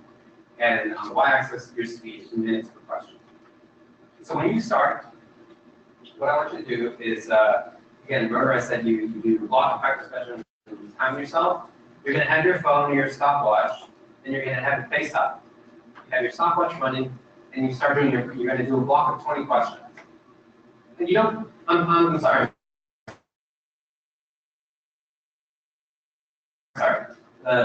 You don't see the time, and you just do your 20 questions. You do it at a comfortable pace. You try to not go super slow. You don't have to rush through it. Just go slightly faster than comfortable pace for you, whatever that is. And then you finish all the 20, and you look up and you jot down how long it will take you to take those. You do this one, and you do that 3 more times, and you get an average. You average those out, and that is your average starting point. For you, however fast you are. And let's say for me, it was this 3.6 minutes per question. That to do 20 questions took me 72 minutes. So now I know that's where I'm starting. With all the subsequent blocks of practice questions that I'm going to do, my timer will be face up. So I start the time. It's not a countdown timer. It's just a stopwatch. The time running forward. So you start the stopwatch, and for the next so let's say you use 3.6 minutes per question, and you know that you get 60% correct. That's your proficiency. We know that we have to hit that mark, 1.5 minutes per question. And what would happen if we just immediately force ourselves to go that fast? Proficiency what? Would drop dramatically. Would terrible. Whatever, half or more. And you would get many penalties.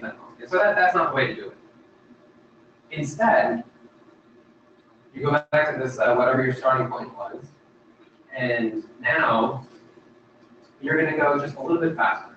So now instead of 3.6, now I'm going to try to finish 20 questions in, instead of 72 minutes, 3.4, so now 68 minutes. So now my phone, my timer, my stopwatch is face up, so I have blocked 20 questions. I'm going to give myself 68 minutes instead of 72 minutes to finish all those questions. And I am looking at my watch, like I'm doing like about halfway through, a quarter of the way through, 3/4 of the way through, I'm kind of glancing at my stopwatch to see where I'm at in time, knowing that I have to meet that mark, knowing that I have to meet that pace of 3.4, and it's only ever so slightly faster. And I do several blocks at that newer, slightly faster pace. And your proficiency, it might go down a little, but you do a few blocks and eventually it sort of kind of picks back up and you're stabilizing your proficiency at what it was. And then you repeat. You do the same thing. You just go a little bit faster and you do more blocks like that. And then you go a little bit faster and you do more blocks. And you just go a little bit faster, you do more blocks, and a little bit faster, and you do more blocks. Each one of these dots represents an event of you sitting down to do a block practice questions. Now, there's what, 10, 20 dots up there. You can do way more than that. So this is just a sort of initial representation, because it's going to look a little more like that, if not more, like way more than that. But you get the sense that you slowly over time, you can actually plot this if you choose to make a graph of your own progress as you get faster and faster. And it'll vary from person to person. For some people, it may look like this. For other people, it may look a little more like that. Maybe when you start, you're initially a little bit faster. For some people, you may very quickly get to your goal, but essentially you want to get to that line, that 1.5. You want to hit that goal.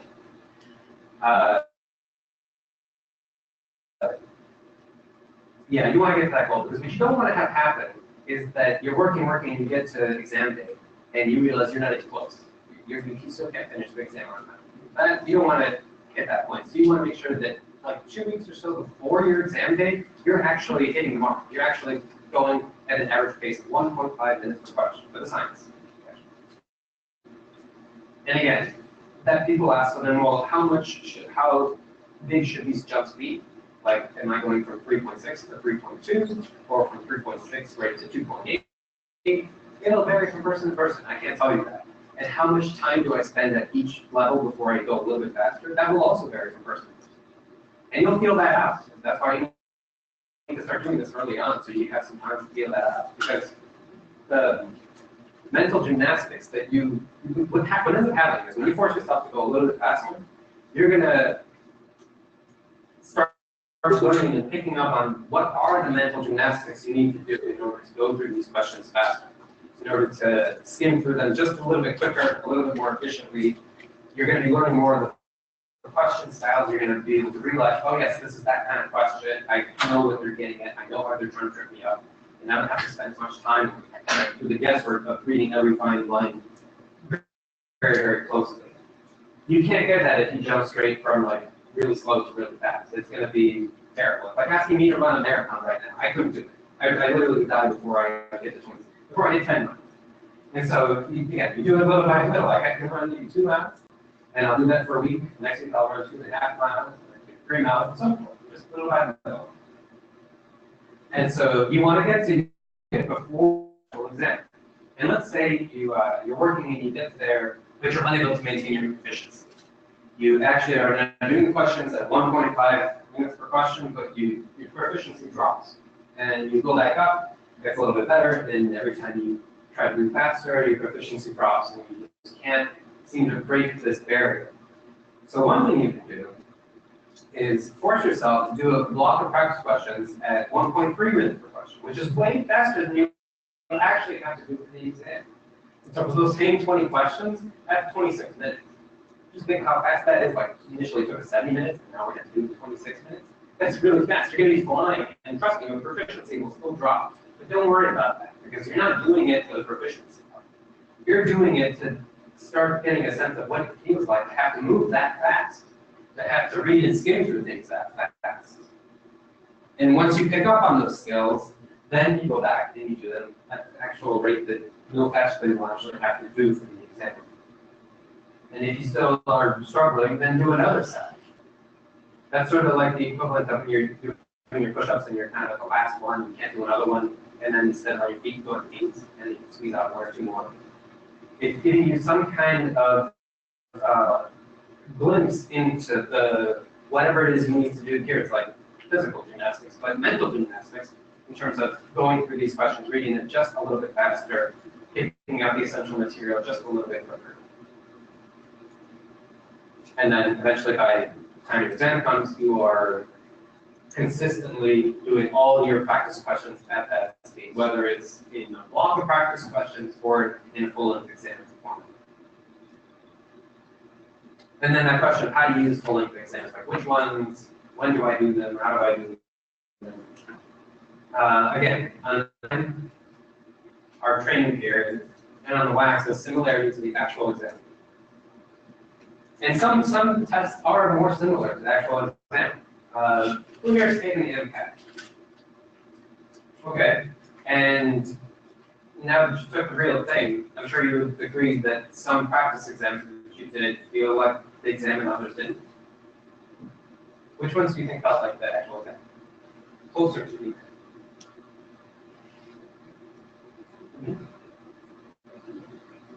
Next step wasn't great.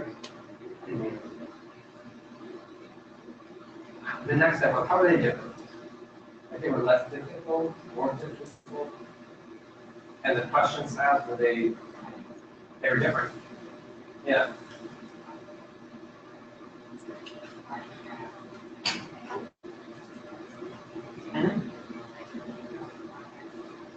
Yeah, feels like a great deal. It's almost like they gave you a baseball to practice your test. Yeah, and you think, oh, this is what the hell am I going to do with this? Right? Other people, were there other different companies that you used that you felt similar or different besides the AAC?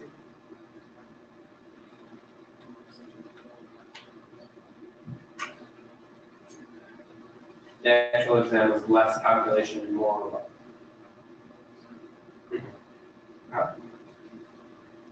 What was your experience? Yeah, so there's a very real issue. Material you practice be as material you're practicing the baseball, tennis, track. So when you run track, the track material is a very specific material, right? That it's like it's called tartan, it's the track material, and it has a certain feel to it, right? What does it feel like? How is it different from like concrete or softer? Does it have a certain springiness to it? Yeah, right.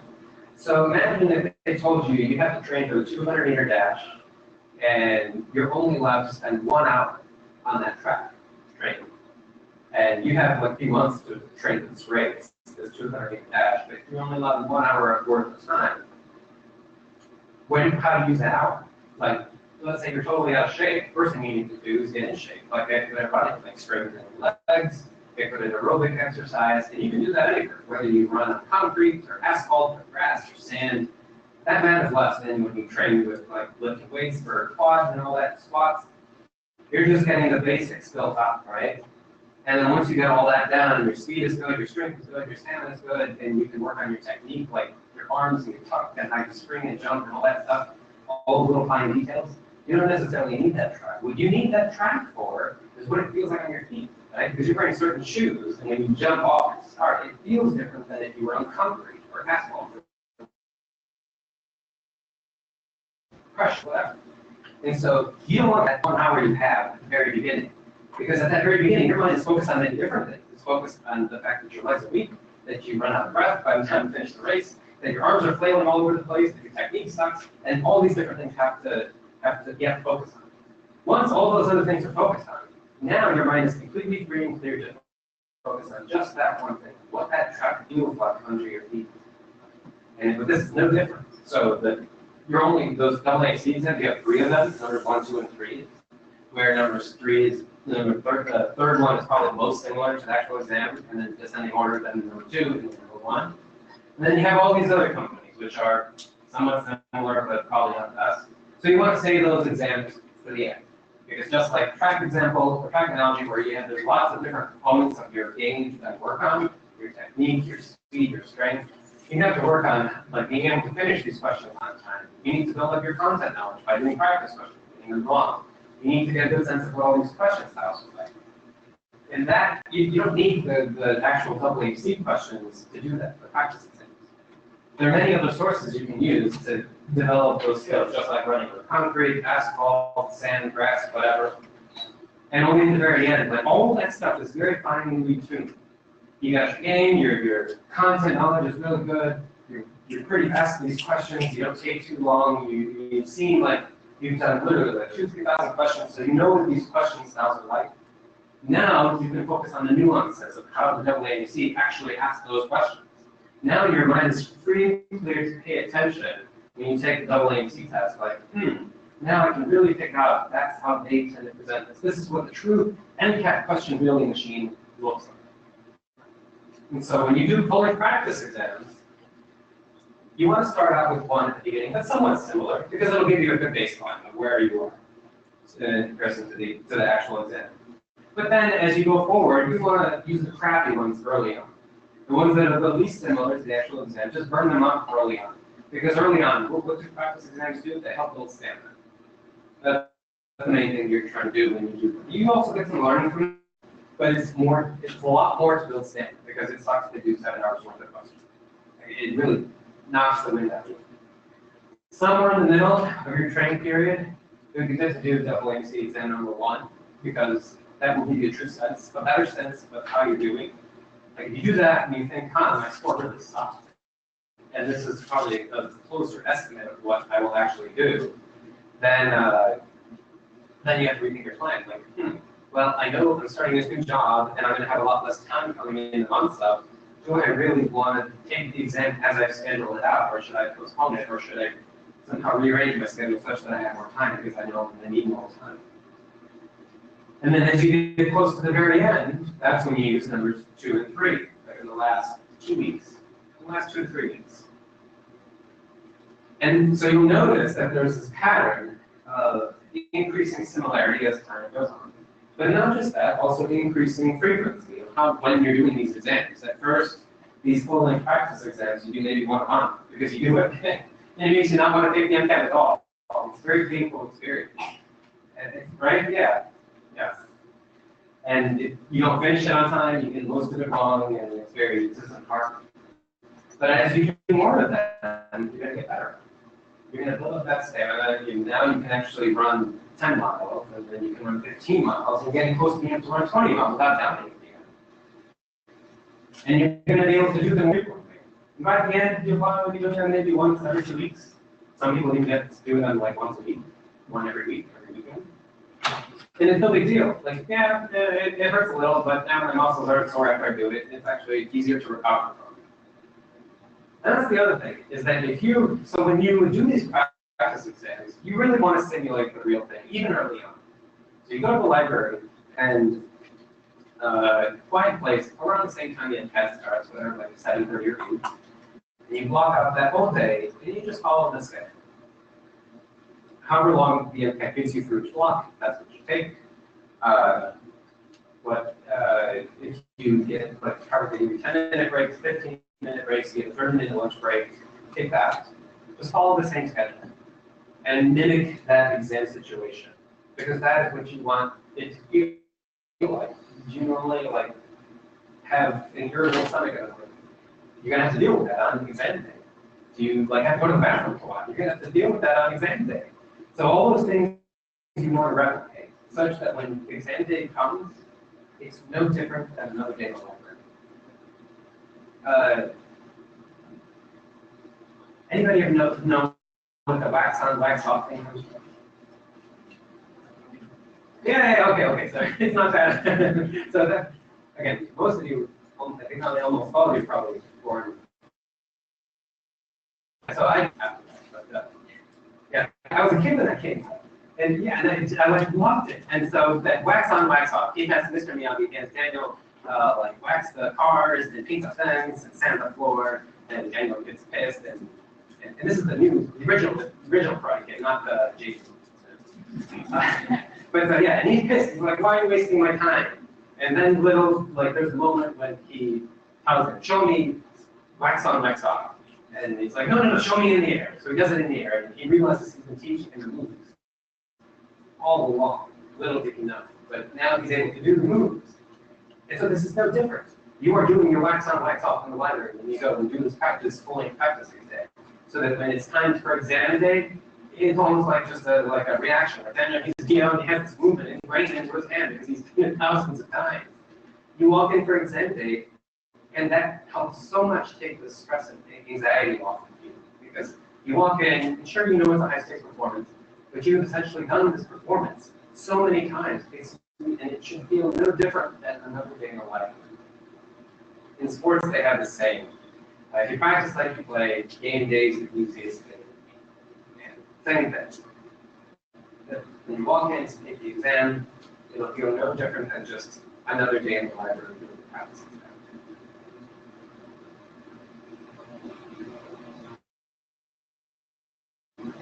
Yeah, me and my 80s are. Let me take a break. It's been going on for a while.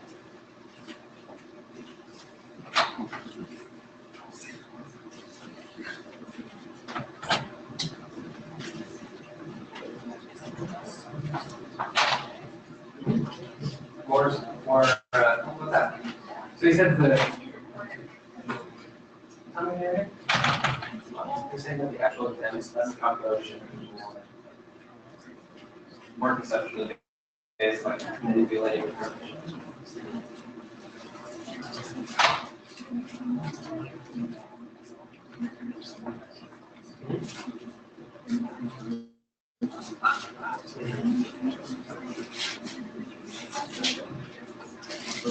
Yeah. So like lower grade stuff, where like the Mcat, the actual Mcat had higher cognitive abstract requirements.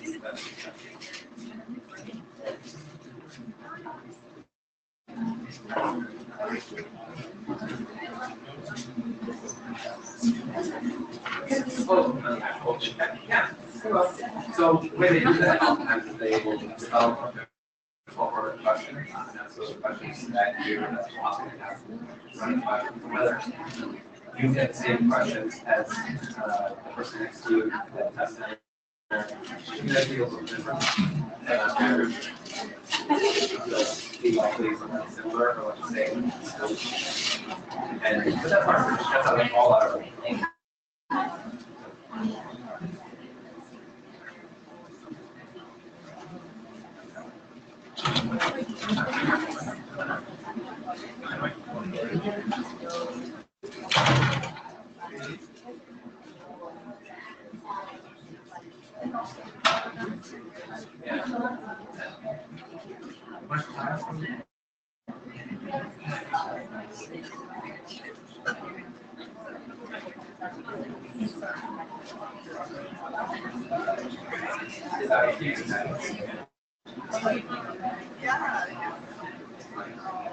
Even to a psychologist.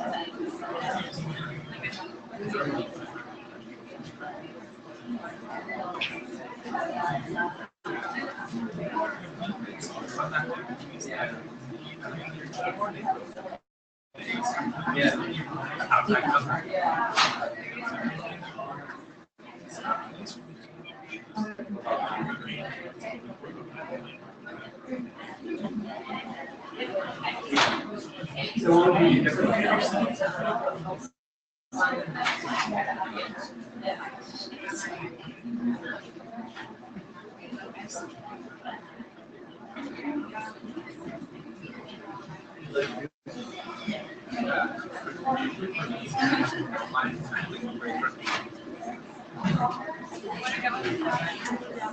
We need more practice for actual reasoning skills.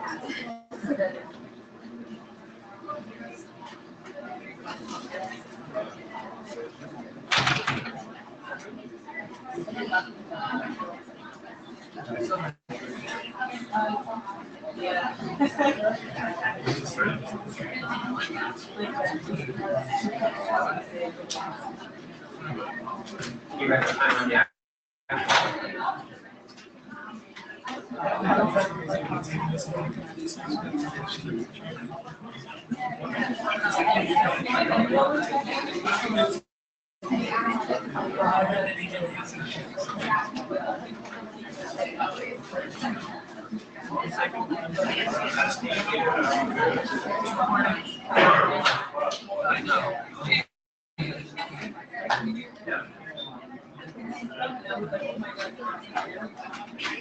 really that, like getting past it, can be more with lots of practice than with practice. Because it's hard to like fully practice this and you 50 questions, right? And that's suboptimal for both learning the content, for strengthening your foundation, and for getting fast. Like really, that's more for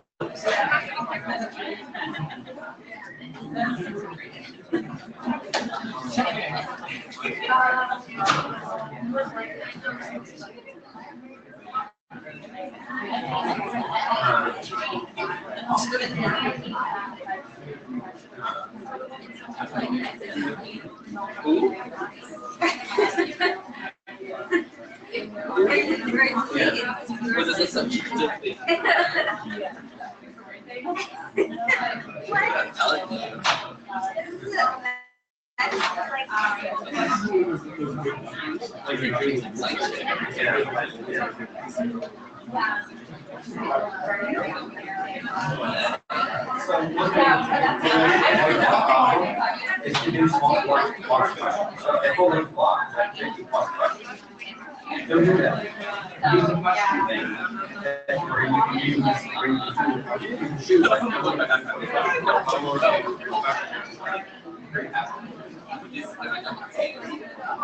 oh yeah.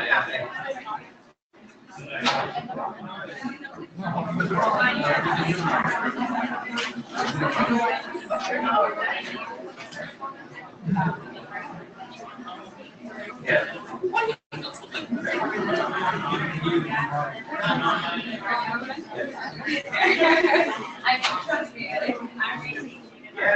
Now I can set a calendar to do all this because that's part of the problem too. If you say I'm going to do 3,000 questions, if you really do, I mean, set it like an hour. And you can do it all it takes you like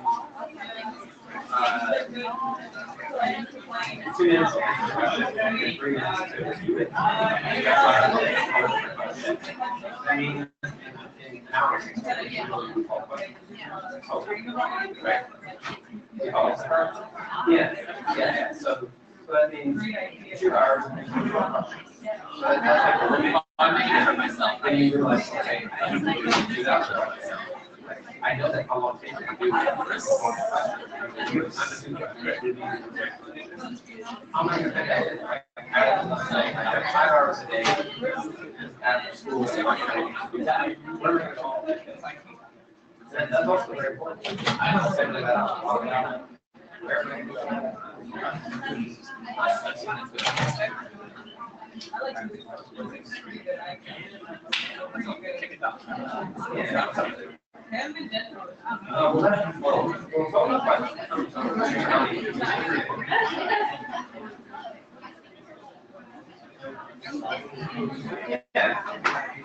So I would say probably no less than 2,000, maybe about 3,000. Most people probably not have enough time.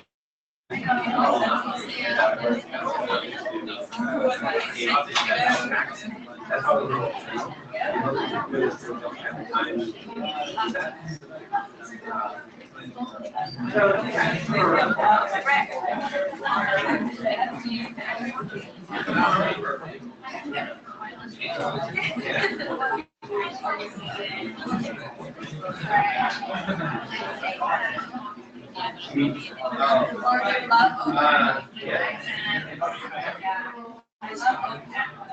Right. So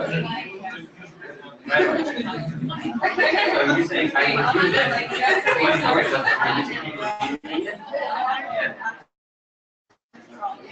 Then just do it. Like you think I don't know what to say. I would try to keep reviewing.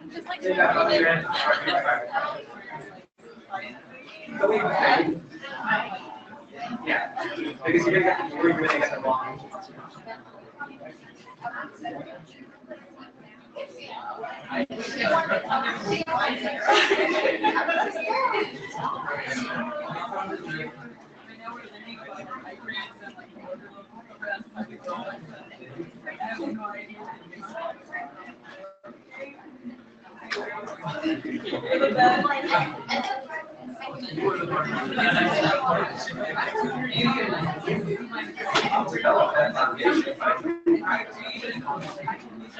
That's what you don't believe. So when you read, so how do you develop a foundation? Like you say reading material and you read, right? Let's say you read and you get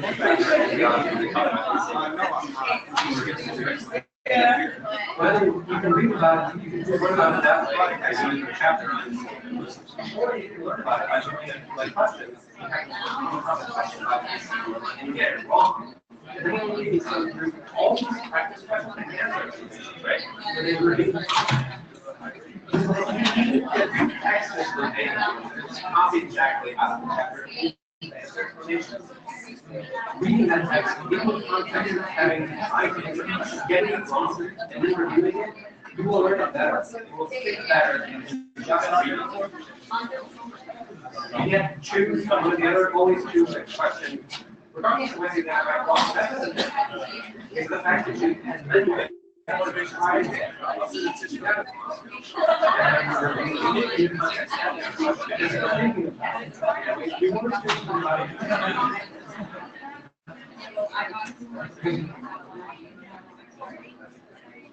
You're afraid because we're never usually not talking about it, right?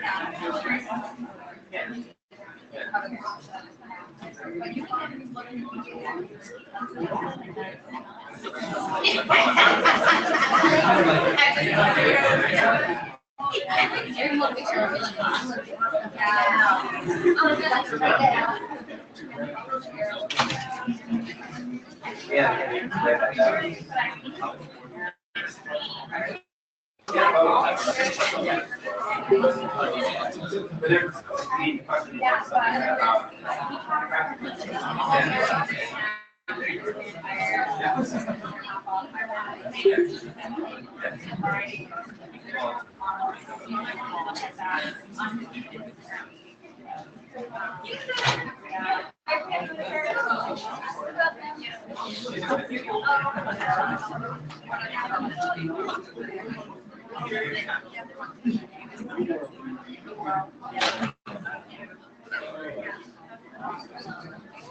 I mean, can they have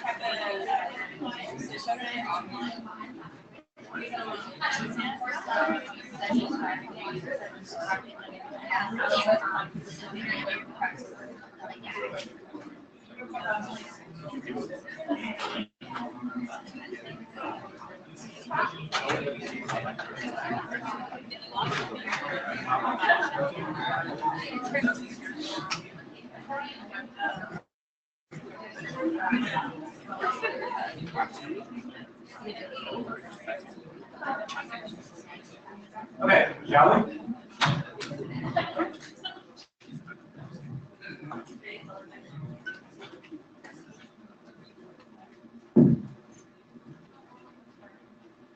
Everybody's favorite section. It's a skill, no different. Is it? Is it? Yeah, it is. There's a specific car skill. I promise you. Like there's a mental activity car skill that you need to do when you answer cars questions. And this is what it is. So the car section, each passage, as I'm sure you've already seen, is about 500 or 600 words, and you get ever so many questions about it. And there's about 9 passages per section, 53 questions in 90 minutes, and like 9 passages, say about 10 minutes per passage and its associated question. So that means for each passage, you're going to spend about 2 to 3 minutes reading the passage, and then 1 to 1.5 minutes for each question on that, in that passage. So that's your 10 minutes for that passage. You get a sense of your pacing. And then as you're reading this passage, just remember that all of the information you need to answer the questions is in the passage itself. I'm sure you've heard this before, but yeah, don't go outside of the passage, outside of the knowledge of the passage. If the passage says that the Nazis won World War II, then the Nazis won World War II. And if the question says who won World War II, the answer is the Nazis won World War II. So don't go, this is especially bad if you know something about the topic, because then you'll think you'll use your outside knowledge. Don't use any outside knowledge. Just use the words that are in the passage and nothing else, because all the answers will be right in there. The passage is set up in these blocks. It has a certain structure to it. And as you're reading it, you need to watch out for certain words. Words like before, after, whereas, while, but. Whenever you see these words, these are keywords. In contrast, these are clues that you need to slow down. Although, however, there's a variety of them, and this is not all of them, but when you see these words, it's a clue that you need to slow down. That there's something important that comes right after that word. The sentence that comes right after that word is something you should pay attention to, because that's how they structure their questions, around those key phrases that are preceded by these words, by these keywords. And what you're doing essentially when you read the passage is a scavenger hunt. You are looking for clues, and you're looking for the different, so that the way it's organized is they have their general topic, whatever the idea is, and then the author's main point, their secondary point, different supporting arguments that they have, and the different counter arguments that they might present. So that takes that's for most passages, that's kind of the structure of it. And what you're doing is looking for those things, literally. It's a scavenger hunt. You have your bin, and as you're reading it, you're looking, what is the general topic? I found it, I'm putting it in my bin. What's the main point? I found it, I'm putting it in my bin. The secondary point, the supporting arguments, I found them, I'm putting them in my bin. And at the end of the passage, you'll have this bin, almost like if you're an archaeologist, like with a bin of bones. And now these bones are your clues to the answers. These bones are the answers. And if you come up at the end of the passage and your bin is empty, you're screwed. That is part of the car skill, is as you're reading the words in the passage, is to collect all those different items and put them into your bin, just like an archaeologist digging for clues, like a scavenger. Because the correct answer choice, again, it's always going to be in there. They give you these different answer choices, and they all look like they might be correct, or at least 2 or 3 of them seem like they might be correct, but what they want is the one that is the most correct. And essentially what you're doing is putting them on a scale, taking your different clues that you found from your bid and putting them on the scale and weighing them and seeing which answer seems like it's the most correct. Like which one do I have the most evidence for? Like in my bin of clues that I picked up from my scavenger hunt, I have tons of evidence that this answer choice is probably more correct. I have one clue for that answer choice, and I have 0 clues for answer choice B. And by that, by like weighing the different items that you have in your bin, is how you're going to arrive at the correct answer choice, which is the most correct one. Because oftentimes, several of them will be correct. Just some will be more correct than others. Some will have more evidence than others. So again, you're going to time yourself. You have a timer going. You do your 2 to 6 parse passages at a time. That ends up being your, like, whatever, 15 to covering 40 questions for a question block. And this is like question blocks. This is not part of full-length practice exam. Take a short break, and you review again why you got it wrong and how you're going to lower the likelihood of repeating that mistake in the future. And again, just like that is what you're doing. You're balancing them and figuring out which one has the most evidence for it. And just like we had Mcat question building machines, we have cars, passage and question building machines, because they make these passages and questions in a very specific style. Those of you that have taken the Mcat or have done practice questions, you know it. They are built in a very specific style. They ask you about in very certain ways about these passages. And again, that question, the passage in question, what you want to find out is the reason behind that question and the correct answer. Because when you do your scavenger hunt, you have your bin of items from your scavenger hunt, and you gave it your best shot, you chose this answer, it turns out it was wrong. When you read the answer explanation, what you need to understand is, again, the reasoning behind that question and the correct answer choice. You thought it was the correct answer choice because you had these bits of evidence in your bin, these items. Maybe there was something in the, when you read the answer explanation, you'll realize that there was something in the passage that you didn't pick up on. So when you're doing your scavenger hunt, there was something you missed. And if you had it, there's a good chance you would have arrived at the correct answer. But you didn't have it, so you didn't. And just like that, that is essentially what you're doing when you're doing these parse questions. The parse scale of gathering the main point, the secondary point, the supporting arguments, all those, the counter arguments that usually follow those keywords, the if, although, whereas, but in this case, and then asking yourself, well, did my reasoning match their reasoning? And you want to get inside their head to figure out how is it they are explaining themselves for the reasoning that they have. What questions do people have?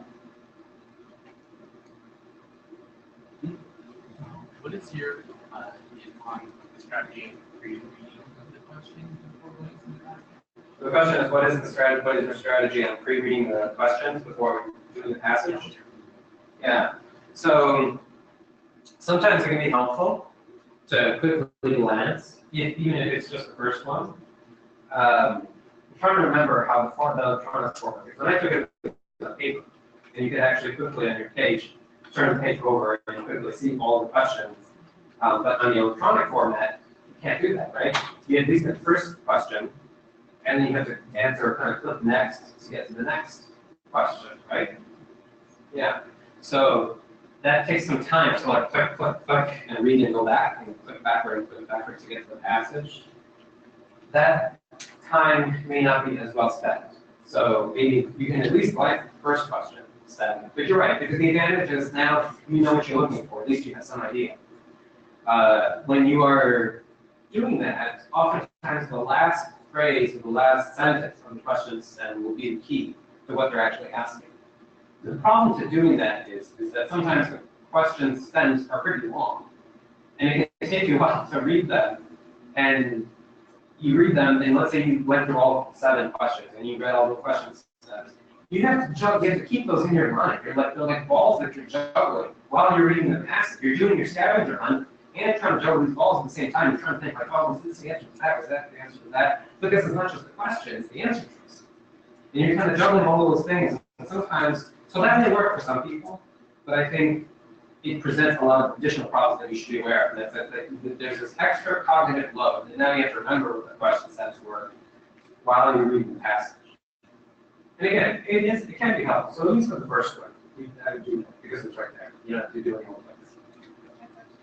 The first section, each section is scored individually, and then have the card section really break you. Okay, I can just score lower, not lower. Yeah, you can. It is often has the harder of all sections, right? So most ed schools will know that that's probably going to be lower for most students. But how much lower? Suppose you do great on the other science ones, and you do so bad on the cars that you're still like at 500. It'll be a question that you'll have to answer. They'll be like, well, you did great on this. How can you suck on the cars? Like, is it there like a reading comprehension issue? Did you like also get really nervous or anxious at the moment of the exam? I don't know. So it's not the end of the world, but it's still like another pickup that you're going to have to explain and talk about to the people that want to talk. Yeah, just like that in a course. It's not great. It's definitely something you're going to have to explain, even if the rest you got straight A's in your GPA. But yeah. Would you recommend any like specific cars resources for Cars resources. So one, the AAC stuff is probably going to be best. Asking like which cars resources to use. The AAC stuff is probably going to be best. Beyond that, it's hard to know. So here, let's get some answers from people who've taken the MCAT.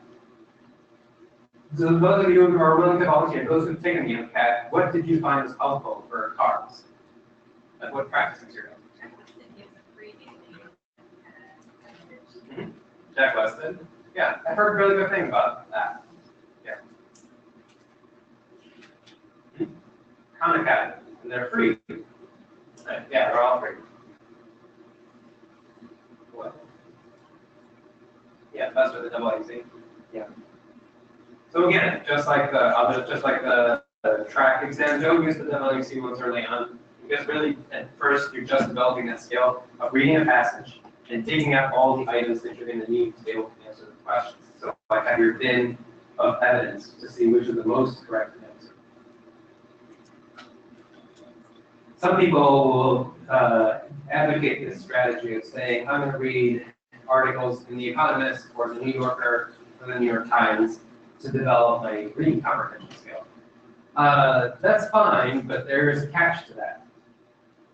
If you do that, you have to make sure you are doing the CARS skill, that mental activity of reading it and asking yourself, what's the main point? What are the supporting arguments? Because if it's just reading it, that's a waste of time. Don't do that.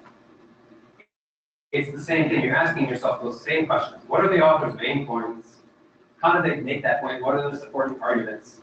What are their counter arguments? The same thing. Like when you're reading that passage, the scavenger hunt, you're digging for these bones in the passage, these like clues. That's what you should be doing if you're reading other material to practice your CARS reading. And if you don't do that, I would say that's a waste of time. Sure, your reading comprehension overall might get better, but again, it's like practicing your tennis swing with a baseball.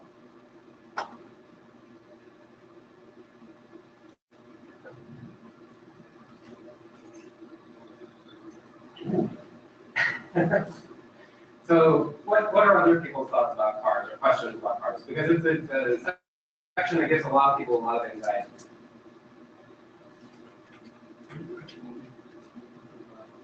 What if you're a slow reader and it takes you a while? Yeah. So you have to read over the same thing twice because you're not sure exactly what they meant. So in that case, it may be helpful to do a lot of extra outside reading. But again, doing those same things, asking yourself, what is the main point? Because that is just more practice with the reading part in terms of asking yourself, like, as I'm reading, am I picking up on these questions, these specific things that I will have to do for the cards? Sometimes it's helpful to ask yourself, well, if I had to reread this thing, do I notice that there are certain kinds of things that I tend to reread?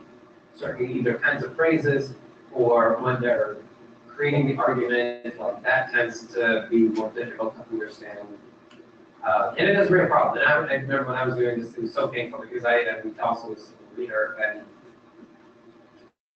and it literally was just spending lots of time doing lots and lots of passages, knowing that every time I am. So one thing you can do is, as you're, let's say, doing a passage, just say, on this passage, I'm going to force myself to not reread things. Because rereading has its own danger. Rereading, you didn't understand it the first time. There's oftentimes no guarantee that on rereading it, you'll understand it the second time or the third time. Sometimes you will, sometimes you don't. And you might, and you can start, if you have that in your mind, you start to become a little more self-aware. Like, am I actually, ask yourself, am I actually understanding it better the second time? Or am I still just as lost? Do you find that sometimes, like, every time you reread something, do you always understand it that second time? Yeah, so sometimes yes, sometimes no. And if you're aware that that's the case, then it can be helpful to start kind of mentally logging, like, when I do reread it, and it does make sense, and it does help me choose the correct answer, what was different? What happened at that point? Like, what's different about that thing that I reread? Is it, like, was it more like just a technical type of passage, technical type of paragraph that just helped me sort the details in my head? Or is it like a more abstract passage paragraphs that I reread and it still doesn't make sense? If that's the case, then you know that that rereading is not a good use of your time.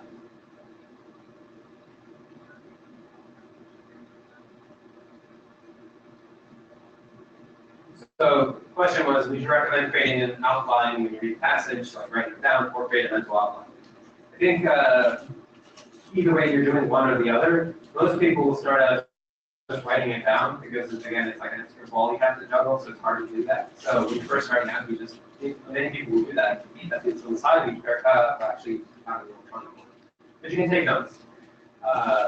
Or on your scratch paper, just jot down like what you think is the main points, the supporting arguments. Like if you can identify, I think it's in this paragraph that the supporting arguments are there. I'm not quite sure what they are yet, and I'm pretty sure this paragraph is the one that has the supporting arguments. And then just jot those things down, very basic structure. Because then when you get a question asking about the supporting arguments, you know exactly which paragraph to go to. And oftentimes people will do that.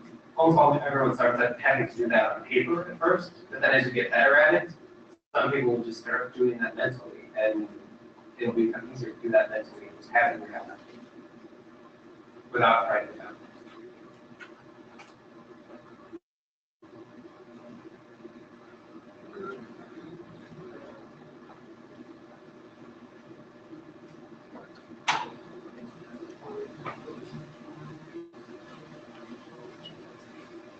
So the question was, should you knock out the easy ones first, or kind of go through them more? I would say there is some advantage to knocking out the easy ones first, but you have to be aware, you have to like have some degree of self-awareness to know to spot an easy one or to spot a hard one. That goes in the same fashion, just question styles in general. Like when you're answering Mcat questions, like science questions, some of them are so easy that you don't even need the passage. You might think you do. They try to trick you to think you need the passage, but it could be a standalone question. And when you can spot those, when you learn to spot those quickly, then you don't spend so much time on the passage. You just answer that right away. So yes, but you have to, as you're practicing, be aware of that that's the fact and be able to develop that skill and recognize which ones are the easy ones. Because yeah, there is advantage to that. You just knock out the easy ones. At least you won't not have done those because you ran out of time.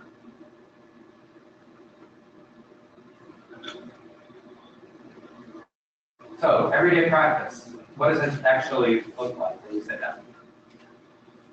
Again, they keep talking about these blocks of practice questions where you do 15 to 45 at a time versus doing a full-length practice exam. That takes you 7 hours to do all of it. Because when you do a full length, you're doing it to get the full length feel and practice.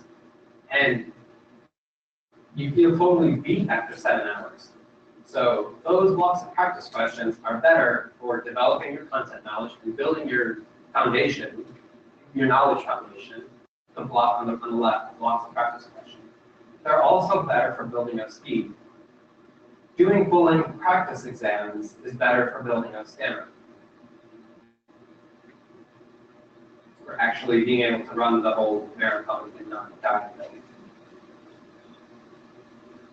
So yeah, doing those lots of practice questions that are for proficiency, getting them right, and learning content and speed. And again, that thing we were talking about, how you get faster by doing little by little, that's not using practice exams. That's using short, small blocks of practice questions. No fewer than 15 questions, no more than 45.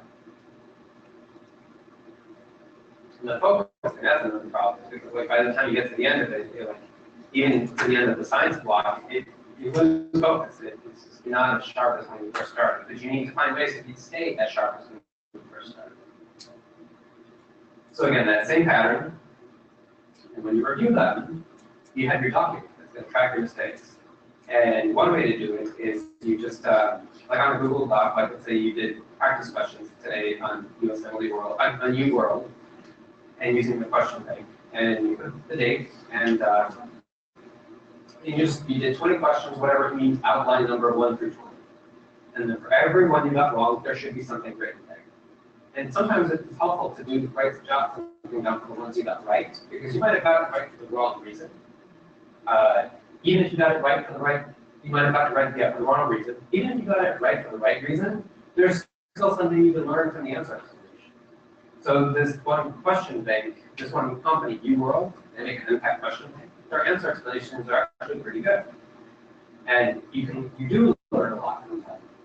Essentially, when you're reading the answer explanations, you are doing content review, just in a much more meaningful way than if you had read it out of this, straight out of the capital review book.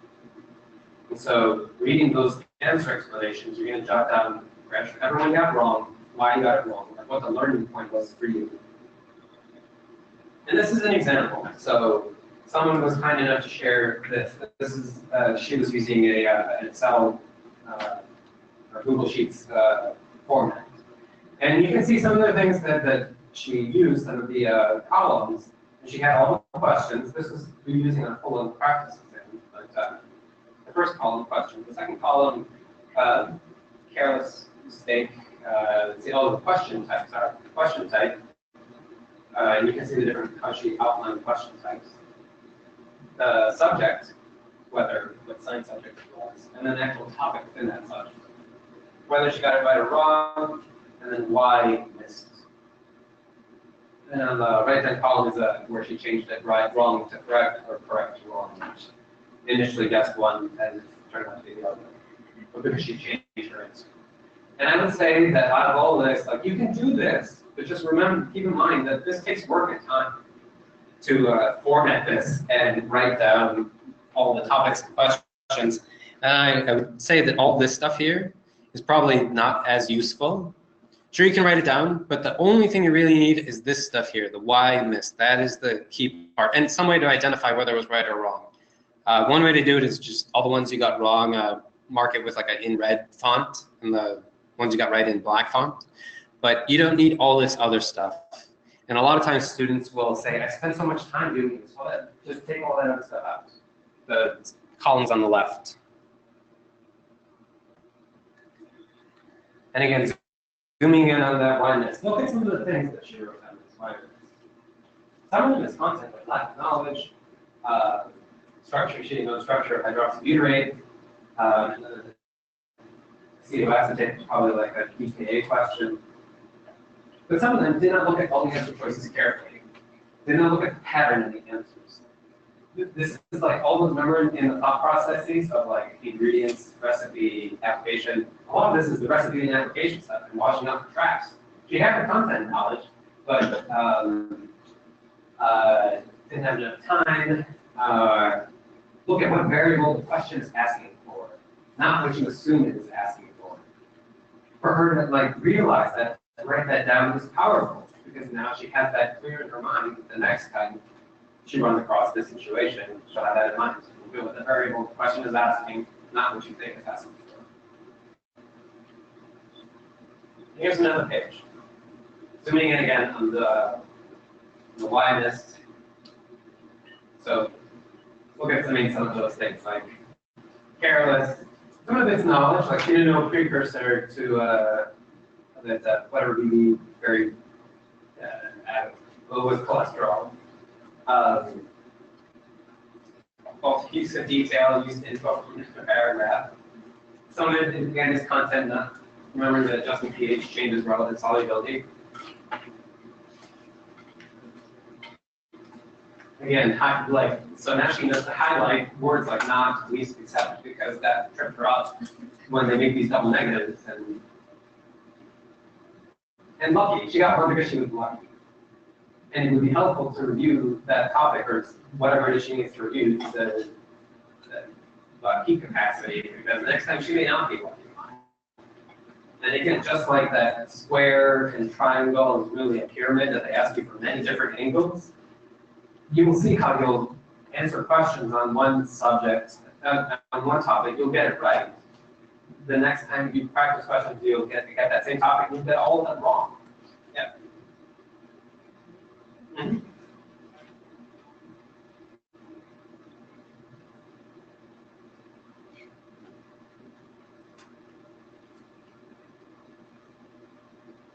The question was,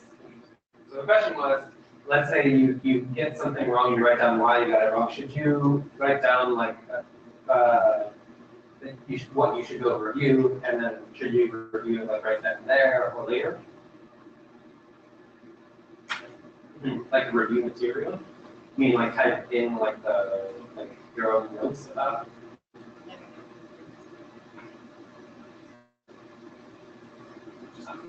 And the magnetic moment is this, and that. So several things in that, yes and no. That can be helpful, but you have to keep it short and sweet. You can't start like copying and pasting the whole Wikipedia page and everything and making like gigantic notes within each section, because that's the purpose of boiling it down, distilling it to the core reason why you got it wrong. Sure, she didn't know what a magnetic moment was, but then if she could find some way to very quickly summarize what a magnetic moment is, that will be more powerful in terms of learning than just kind of jotting out a whole long thing of paragraph notes about what a magnetic moment is. The act of forcing yourself to summarize and boil it down is what will help teach it to yourself. Putting a limit on how much time you spend reviewing each answer explanation is also helpful, because to your question, you said, do I review it right then and there? You might easily spend 10 minutes for each question. Go ahead and review the topic. And that means doing 10 questions would have taken you 100 plus like 2 hours to do just 10 questions. We're talking about thousands. How are you going to actually achieve that? So there is a limit you have to place on how much time you spend reviewing the answer explanations and kind of pulling in your own notes to do that. How much time? It'll vary from person to person, but be aware there is the very real danger. People get sucked into this. That like they think it takes me forever to do a block of practice questions because I spend so much time reviewing them, reviewing the answer explanation, and then reviewing the topic, doing content review. Remember, the nature of like how we learn, reading just simple reading, it goes in one eye, out the other, and comes to you. For as much as you feel like it sticks, it does not stick. That's not how our brains work. Our brains are not like a photocopier or like a memory storage disk that you drag and drop. You think you're reading and you're dragging and dropping into your long-term memory, you're not. It's really just very short-term and it slips out. So if you spend like 10, 15 minutes reading on that topic right after you did the question, the initial few minutes will be the juice of realizing why you got it wrong, what the deficit was, and maybe 1 to 3 line summary lines about what that topic is. Everything else after that is not going to be that helpful. It's going to be like that graph, that logarithmic graph that just like plateaus out. The time you're spending won't be helpful. And again, we'll go in one eye, out the other. You'll feel like it's stuck. You'll feel like, okay, I got this topic, I can move on. So, and the key to that then is then just you're going to have to do more questions because you're going to need to encounter that topic again. And then you get it wrong several times before you start getting it right.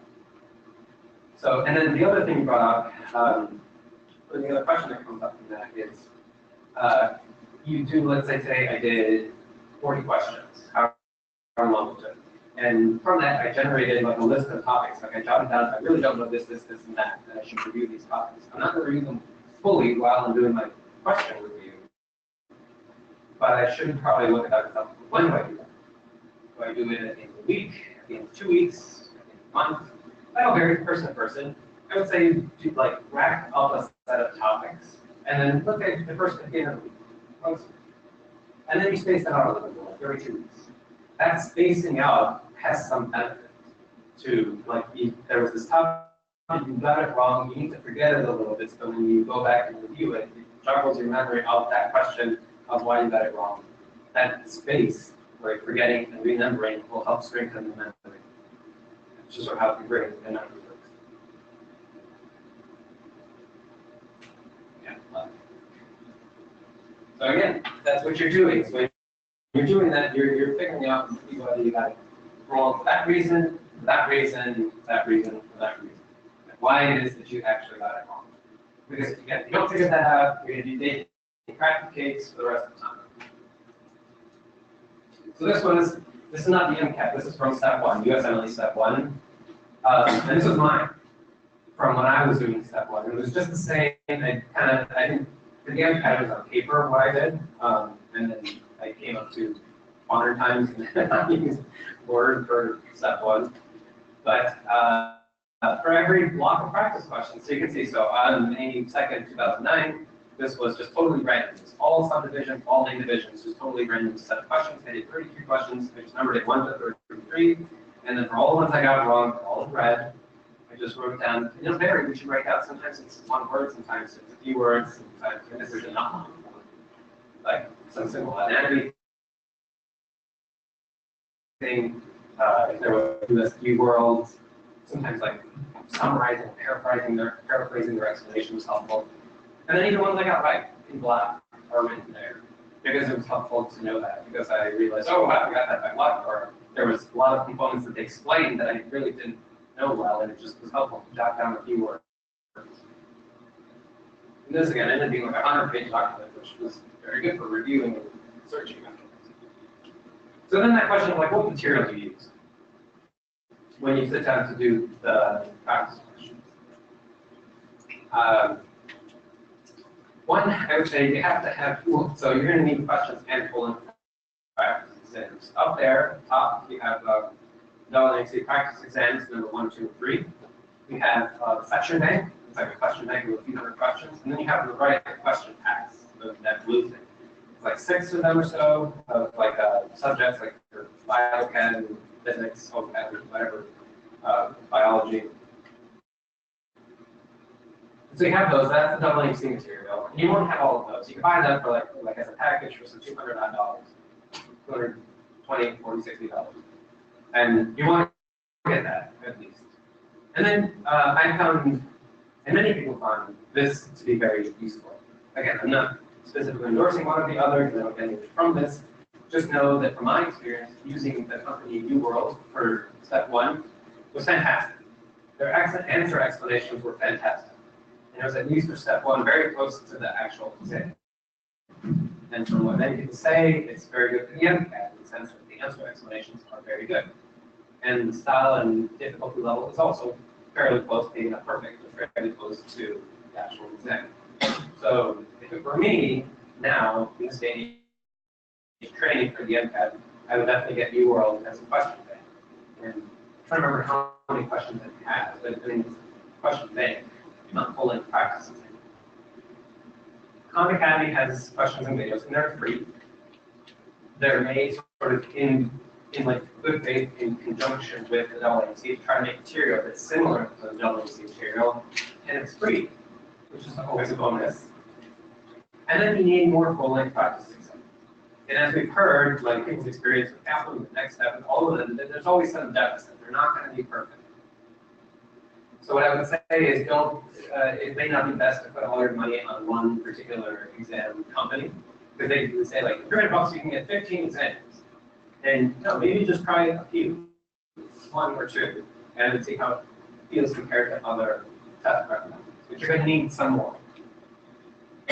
And so then that question of how long it will take, we're here talking about how long will it take to actually do all these questions.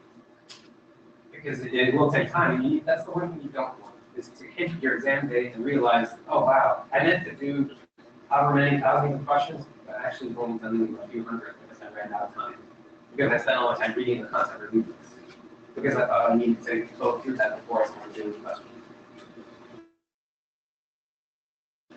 So imagine you do one MCAT question. Imagine you spend 4 minutes total per question. That means that you spend 1.5 minutes to answer it, you go pretty fast, and you spend 2.5 minutes to review the answer explanation. So that means like, and you're not doing question, answer. This is all like you do block of questions, and then you review the answer explanation. But taking one question, kind of break it down. A minute and a half to answer it, and 2.5 minutes to review. So 4 minutes total per question. That's what we're saying. That means that in 120 minutes, you'll be able to do 30 questions. Right, so 30 questions times 4, 120 minutes, or 2 hours. It's going to take 2 hours to do 30 minutes. To answer the question and then actually review the answer explanation and do your tracking that. If you do 2 of these 2-hour blocks in a day, that means in one day you'll have done 60 questions.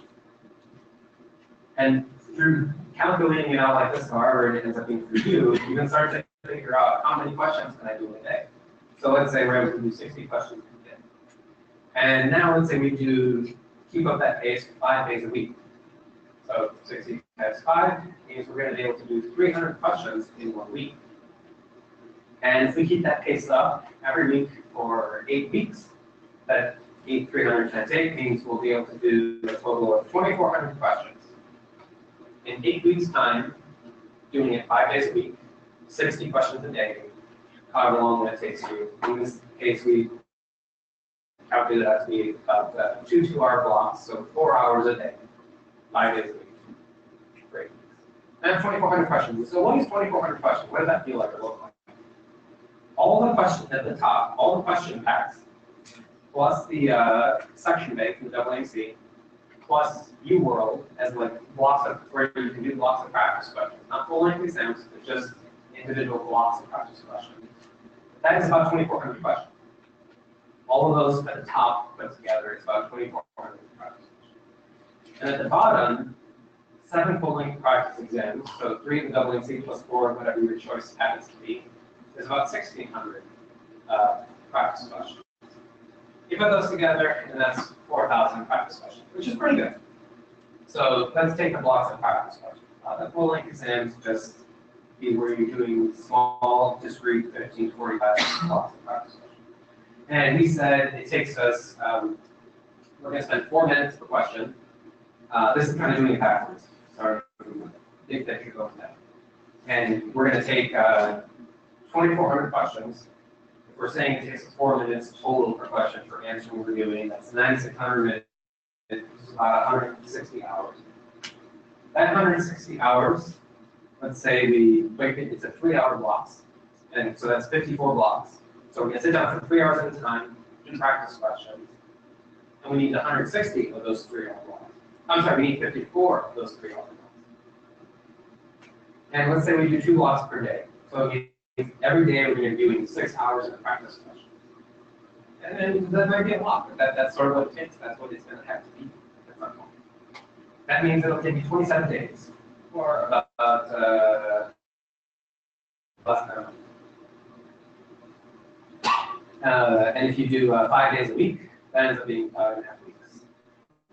And then in those 5.5 weeks, you'll have completed those 2,400 questions. And now you start to put that on your calendar. So you're scheduling, you're saying, I'm going to do 3-hour blocks, I'm going to do 2 of them a day. And so here, I'm going to put 1 3-hour block, I'm going to do that in the morning, put another 3-hour block, do that in the afternoon. The next day, I'm going to do the same. For the next few days, I'm going to do the same. So I said, remember, I'm going to do it 5 days a week, have weekends off, and I'm going to do it the same for the next week, the same for the next week, the same for the next week, and so forth. And you look at that, and you're going to say, oh my God, that's a lot, right? I got to work, I got to go to school, I got to keep my sanity. Like, how am I going to fit all that in? It feels a little daunting, but it's important to have that moment of feeling daunting because then you realize, crap, I got to figure this out one way or the other. And you have to space it out. And it's not, oh, sorry, if you want to take that. More of that insanity. So, and that's just the practice questions, not the full-length blocks of practice questions, not the full-length practice exams. Now we're going to figure that in. So now we have our whatever company we use and plus the AAC, and now we're going to fit those in. So now doing that same calculation for full-length practice exams. Each exam is 230 questions. And that takes you about 7 hours to do, 6.25 hours without breaks, but you're going to take the breaks as the LMC designates, 7 hours. You're going to have enough, knocks the wind out of you. And 230 questions. Again, now this is including the review, is going to take us 920 minutes, or about a little over 15 hours. So it's going to take us 15 hours to do a full length and then review. That's a lot. You get that in one day.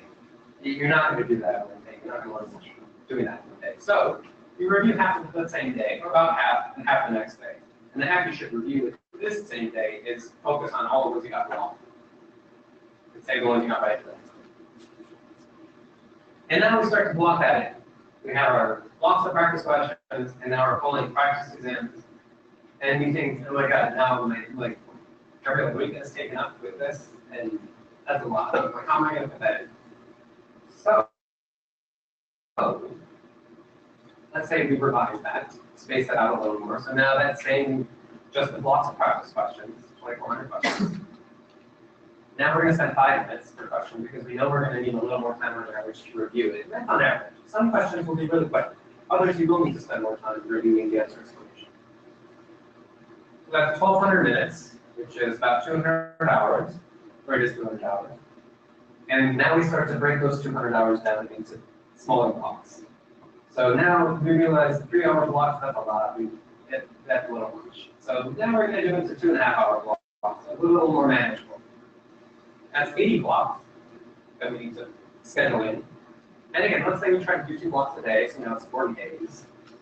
5 days a week, now it's 8 weeks. Before we crammed all that into 5.5 weeks, now it's spread out a little more over 8 weeks. The same amount of questions. And we try to schedule that in. So remember we said we're going to do 2.5-hour blocks, 2 of them a day, and we do that for the first week, 5 days a week, and we realize, oh, that's still a lot. And I've got to work and go to school and have other responsibilities, and that's not working out so well. So the next week we only do 1 block a day. We think, okay, that's a little more manageable. I can keep that up. And we continue doing that. 1 block a day, 5 days a week, and then you throw in a practice exam. And because you got to start doing them, we're going to do them once a month at first. And that's 1 month, 1 4-week block. And that's that same month. And now the next month, we're going to do more because we're still doing 1 block practice questions. Each block's 2.5 hours, 5 days a week, and throw in a practice exam now every other week, every 2 weeks, twice a month. And then now we're getting further along. This is the 3rd month, and we're getting better. Our stamina is getting better. Now we did 1 practice exam, the next week right after. And now we realize we can actually do 2 blocks of practice questions because it's easier to do. It doesn't feel as great. So now we're going to start incorporating 2 blocks of practice questions a day. And as we get closer to the exam day, now we just do them 2 blocks a day every day. And that's it. Those are all the questions. That's 2,400 questions in terms of blocks of practice questions.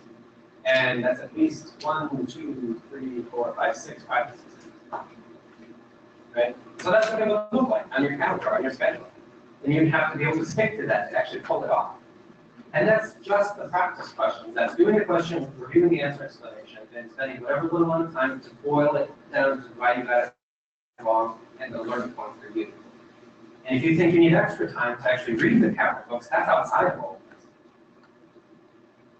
And then now your exam is at the end of the month, so you still have some time. So you think, okay, now I'm going to do more questions because I still have time. And now you're doing 3-hour blocks every day. You're doing 2 of them. You do your AA number 2 and number 3 because you're getting very close to the exam, and now your skills are good. Your content knowledge is pretty well developed. Your speed is really good. Your stamina is a lot better. And now you can really focus in on the nuances of that AA full practice exam. How do they word the question? How do they make that higher cognitive level abstract components and reasoning for that? Because now all the other stuff is good. Now my strength is good, my legs are well developed, my technique, running technique is good. I can focus on what that track feels like under my feet, on the track running shoes. And then the day before the exam, you don't do anything, just take a break, relax. Even like 2 days before the exam, you take it light and easy. Because whatever you've learned, you're going to learn. You're not going to cram in that much more the day before. Just relax. And you take your exam. And walking to exams is no different than the week before you take practice. And look here, like now you're doing a practice exam once a week, or even like some more further than once a week, because it's easy. Because now it's easy to run a whole marathon without dying. You're needing a little bit of recovery. But that's what it looks like. And the reason for showing you this is just so you get some mental picture of like the time it takes and the importance of scheduling it in. Because you don't want to get to the end and realize, oh crap, I didn't do all the questions I set out to do. Now what do I do? And then as you do your training, again, imagine this like on the x-axis today and all the way up to 10 days, 6 months from now. And on the y-axis, the total number of hours you spend per day. You're gonna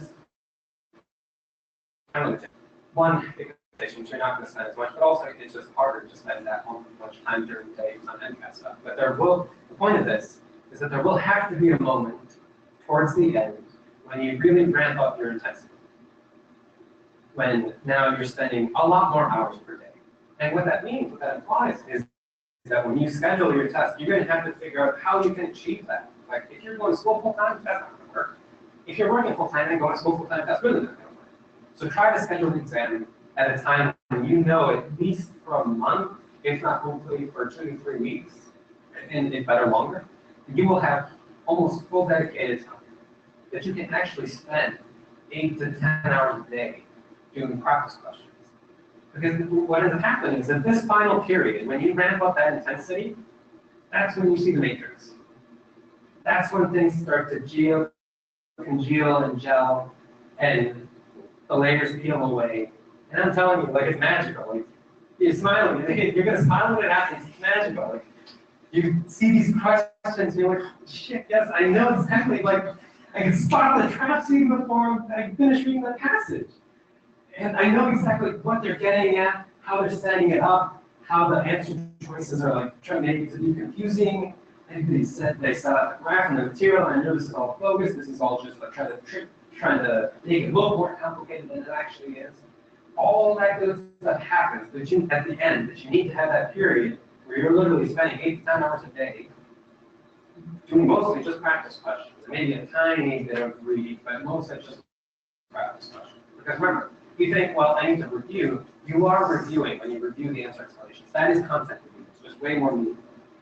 And so let's say you instead have 8 weeks because you have a lot of work responsibilities, and so it needs to be more spread out. You think I'm going to need more time, but that's fine. But just know there still has to be a period at the end where you ramp up that intensity, where you're able to achieve that moment of seeing the matrix. And let's say you have a lot less time. You're going to try to cram it into 3 weeks. All that means is that you're going to have to start ramping up that intensity sooner, because you still need that period of time, about a month or so or longer, where you ramp up your intensity and you just blow with your practice questions because you're easier, you're faster at them, and your stamina's built up.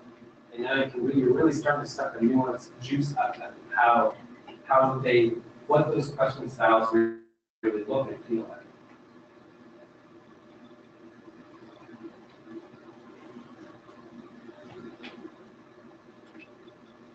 And so you're doing all this, you're blown away, you're like blowing through all these practice questions, and it's hard. I'll admit it's strenuous.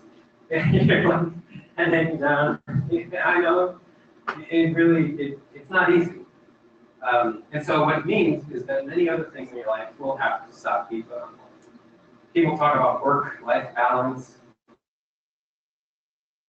There's Mcat training balance. There is no work-life balance. Just accept that you will not have work-life balance when training for this. Just like when training for serious track meets, much of your free time is spent on training. If you're training as a concert pianist, you don't have a life, because much of your time is spent on training to be a concert pianist for the performance. Just accept any of the things in your life will have to drop. It's just the nature of power. And there's no way around that. There really is no way around that. But in that time, you can and should take time for some kind of exercise, meditation, yoga, Netflix binge, whatever it is that you do that tends to relax you. Yes, you know that. So, but and realize that even though you do all that, for some people, it's still very stressful, even though you try to be stressed at some point. And you will have moments when you feel depressed, and sick, and tired, and like you want to kill yourself, or you want to kill others, or you want to kill the WC. And yeah, it's a very real thing. And I can only say that because at that moment, just stop and ask for help. There really is no shame in asking for help, especially if you are feeling suicidal. It doesn't mean that it's the end of the world, it just means that it's a really hard thing. And trading for it is a really hard thing. And it really takes stress. It does a number on all of us. And just know that that happens. That's totally okay. You just can't help sometimes. You want to get through that.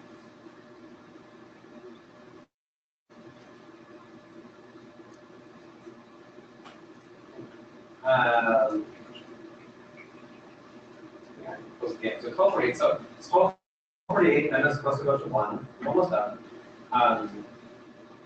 I have a swing shift coming up in the ED at 2 p.m. So I have to leave here probably 1:30.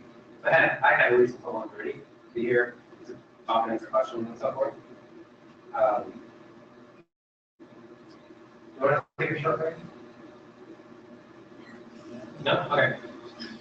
So that question of prep course, and someone asked like, do I take a prep course, or like how do they help? Should I take one?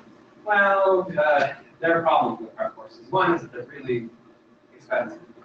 They can be very expensive. I mean, check this out. Just like an in-person course is $2,500. Look at the bottom. The Mcat summer intensive course is $10,000, $9,500. Who has that money? Right? It's insane.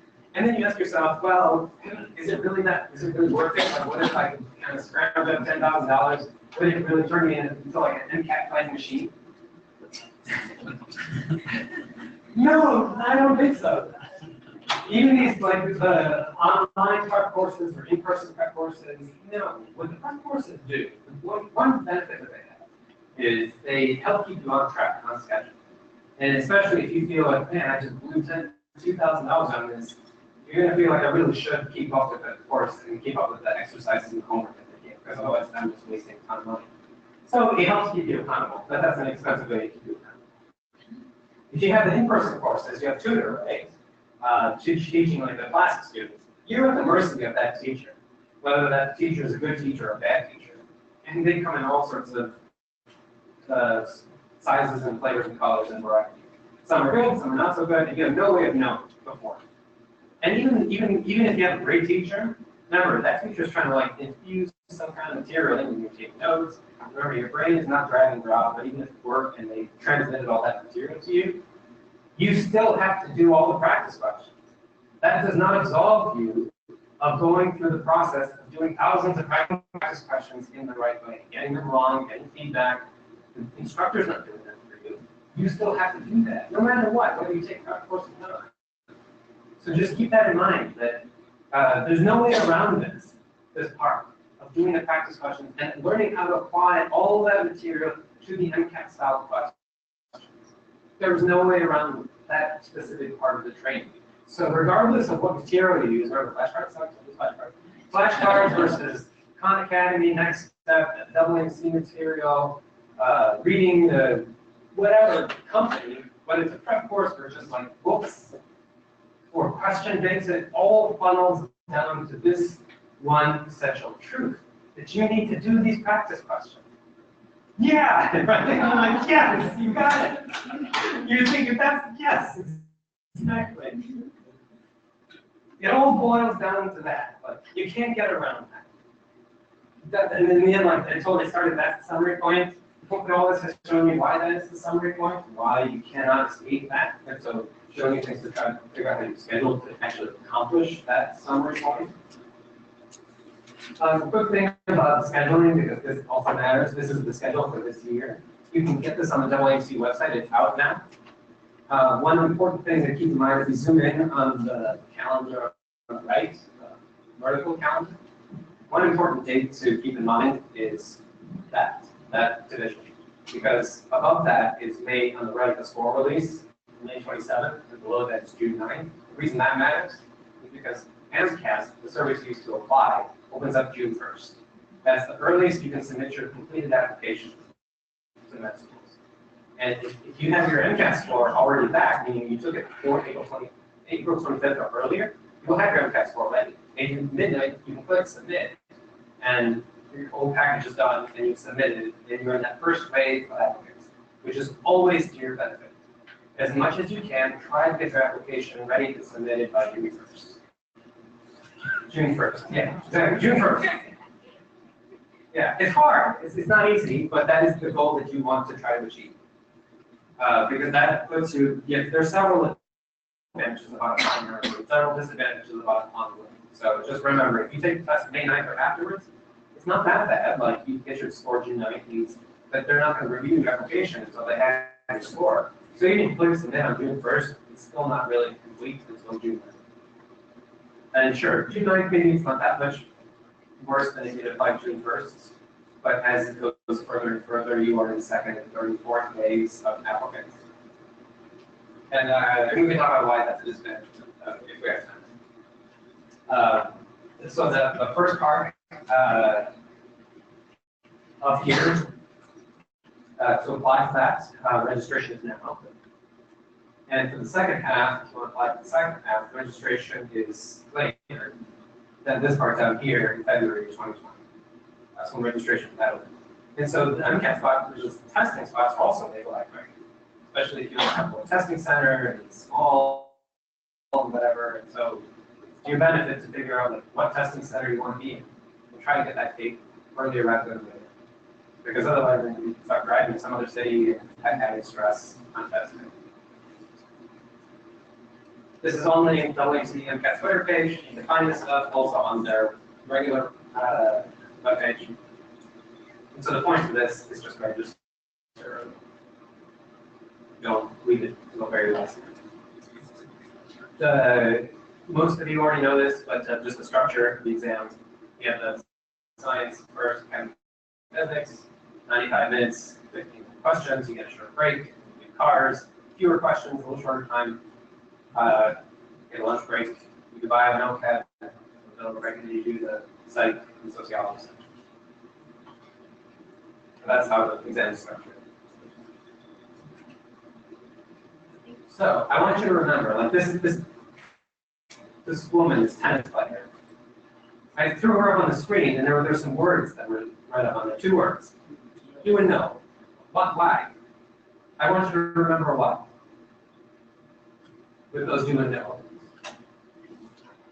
Yeah, the Mcat test something you can do, and not just something you know. Is that right? Because if you keep that in mind, that changes your mindset. How you train for this thing. Because it's like training for a track game, or for a soccer game, or for a piano performance. And then, yes, exactly. That's summary point. You got summary point, the 3 parts executing that. There's a little bigger on the top left. Do lots of questions.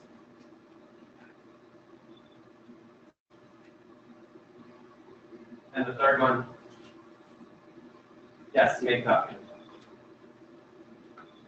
And then these, the thought processes that your mind goes through when you encounter and try to attempt to answer an impact question. What was the first one? Gather ingredients. Second part, yeah, recipe, reasoning strategies. Third part, actually do the math, carry out the application. And the fourth thing,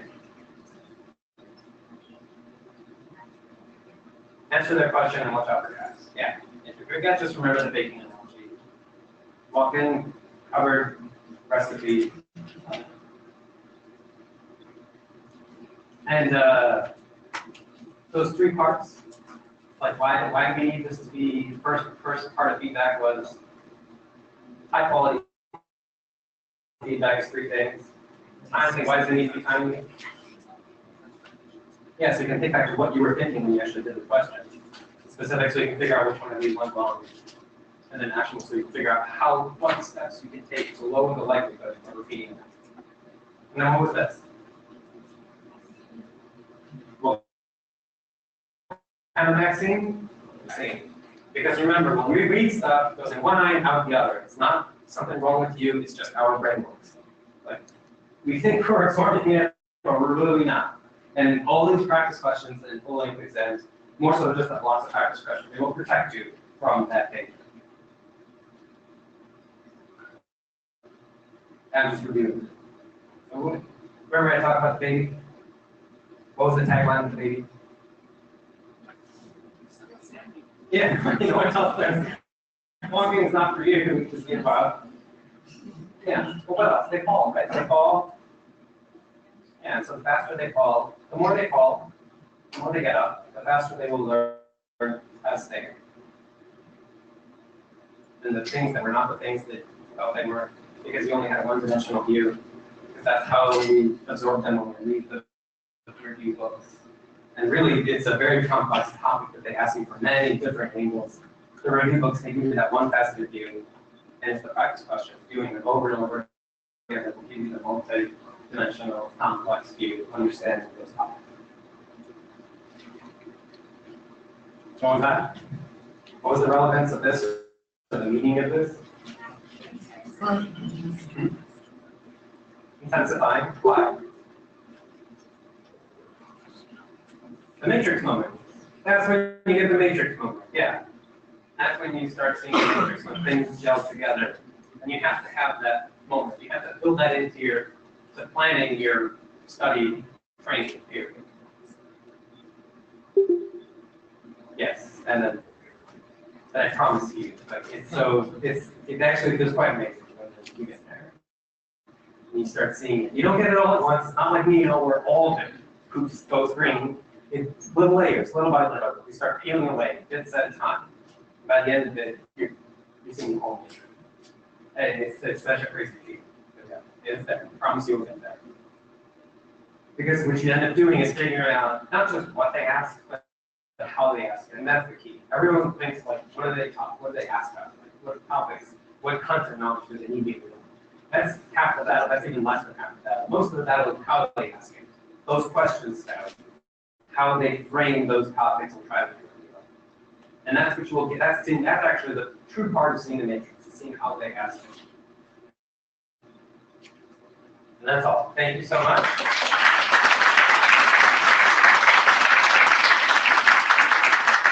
Any other questions people had about timing and all? Hopefully we addressed all that.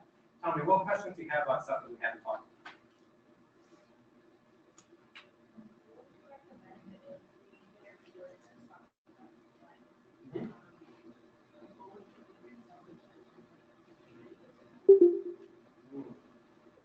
The question was, when you take your exam and it's not the score you go for, I guess, how would you think about retaking it? Like, when do you retake it? How much time do you give yourself? Okay, so one thing is if you do retake the exam, you really want to improve your score. Taking it, let's say you got a 500, and you take it again, and you got a 501. That's worse than if you had just submitted your application with the 500. Taking it and not changing your score, in some ways, most admissions people would agree, is worse than just having taken it once as 500. Even though it's like the median score, rather than like average median score. Because one, it shows that what you really want to do is improve by a certain amount that's beyond like random luck. So if you scored a 500, maybe if you took it last week, you would have scored a 499. If you took it this next week, you would have scored a 501. So there's a certain range that you live in. But the same thing, if you scored 490 or a 510, you live in that range plus or minus a few points. So if you retake it, you want to improve beyond that plus or minus a few points. How much that is, it's hard to say. Like, so definitely more than 5 points, that's great. I'd say probably at least more than 3 points. So like aim, if you got a 500, at least aim to get a 504, which is much better if you can get a 505, 506, 507. Because then that will definitely show improvement in terms of, because what they want you to see is, okay, you didn't do so good, what did you do about it? You had to self-reflect, you had to get more resources, you had to change something getting improved. Because the same thing might happen at school. Like, if you don't do so well on an exam, then that's evaluating the scale of you getting help. Do you know how to get help? Do you know how to improve? Because if not, then they're worried the same thing might happen in med school. You're not going to do well on the exam. And you're not going to know how to access resources or what you need to do to improve when you retake these. So one, it's important to keep that in mind because then everything what follows from that. You have to ask yourself, well, how much time do I need to really guarantee that I will do X amount better than my previous score? And it will depend from person to person. And it will depend a lot on like your work schedule and school schedule and other responsibilities. So how much time do you need? Like maybe if you know you have dedicated solid 2 months, that might be plenty. But if all you have is that's essentially all you're doing is doing a practice question in those 2 months, like preparing to take it. The other consideration is, let's say you took it in April or June or May, and it's not the score you would hope for, and you're going to retake it. So you're not going to submit your application. You're going to wait to retake it and then submit it. Because if you submit now with a like medium, low scores, you'll just get flat average. So then you can say, well, okay, I know I'm going to need with my current work schedule, everything, I'm going to need 3 or 4 months, which means I'm going to take it in August or September, and then get my score back in October, and then my application will be submitted and complete, and that's way late in the process.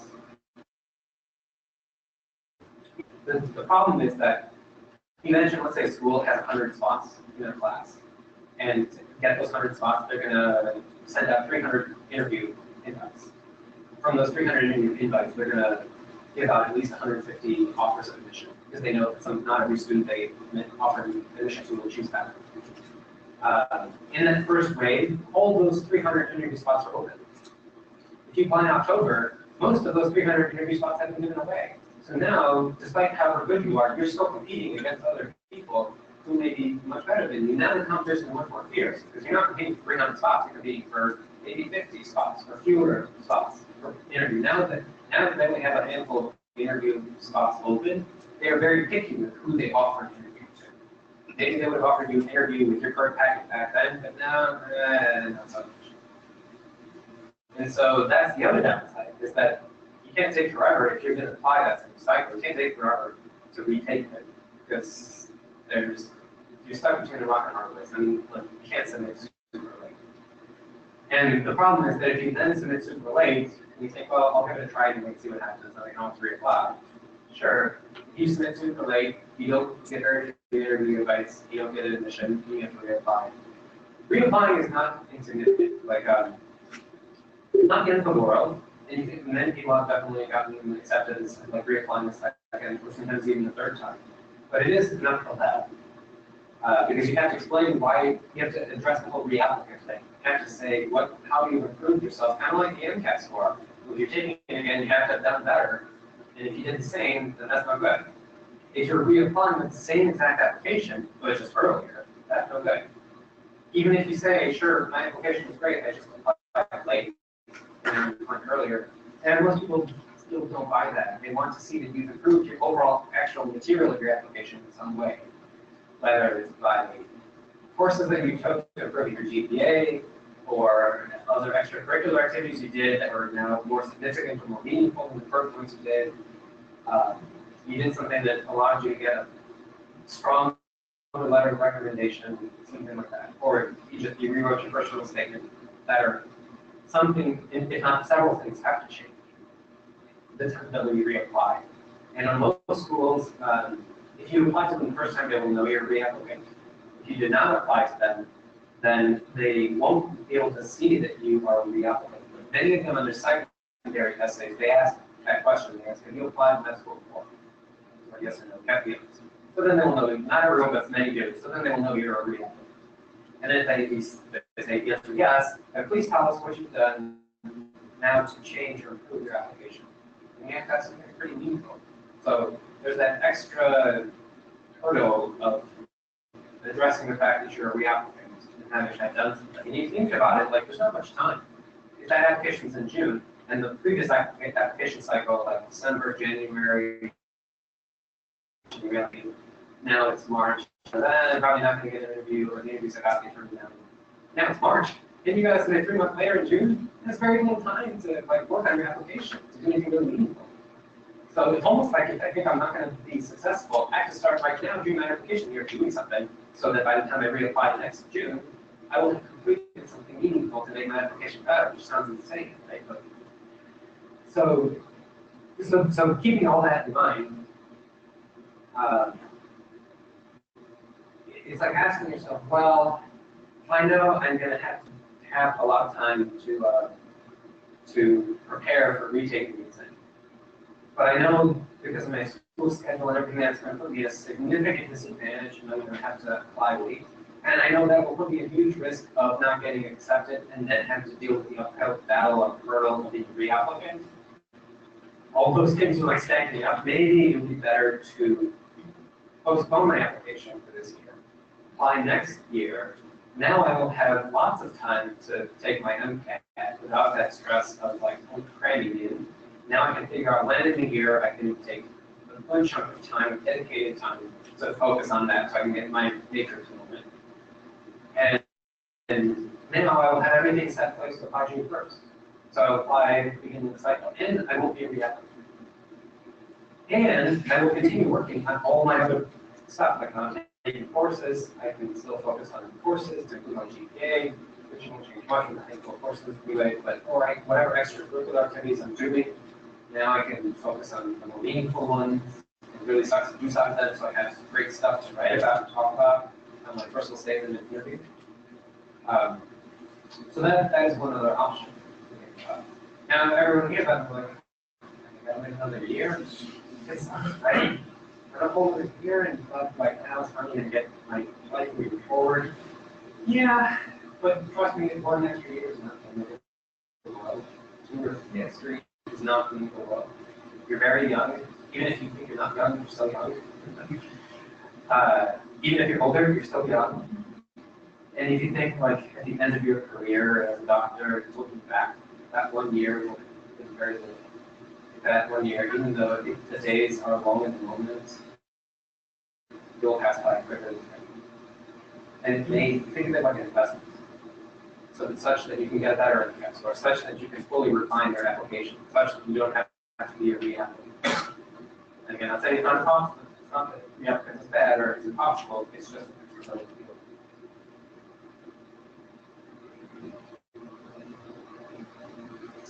What other questions? Yes.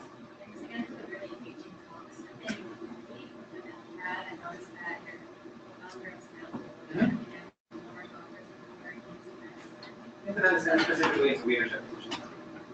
Yeah. Yeah.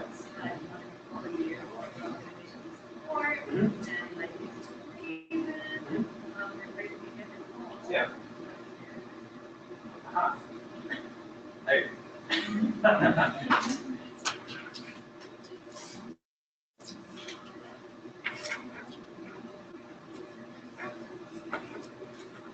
I saw people taking pictures of the slide, which is totally cool, and I'm glad that like, you do that because that slide then was meaningful to you and incorporated into your notes, and touched on whatever learning point was associated with that slide.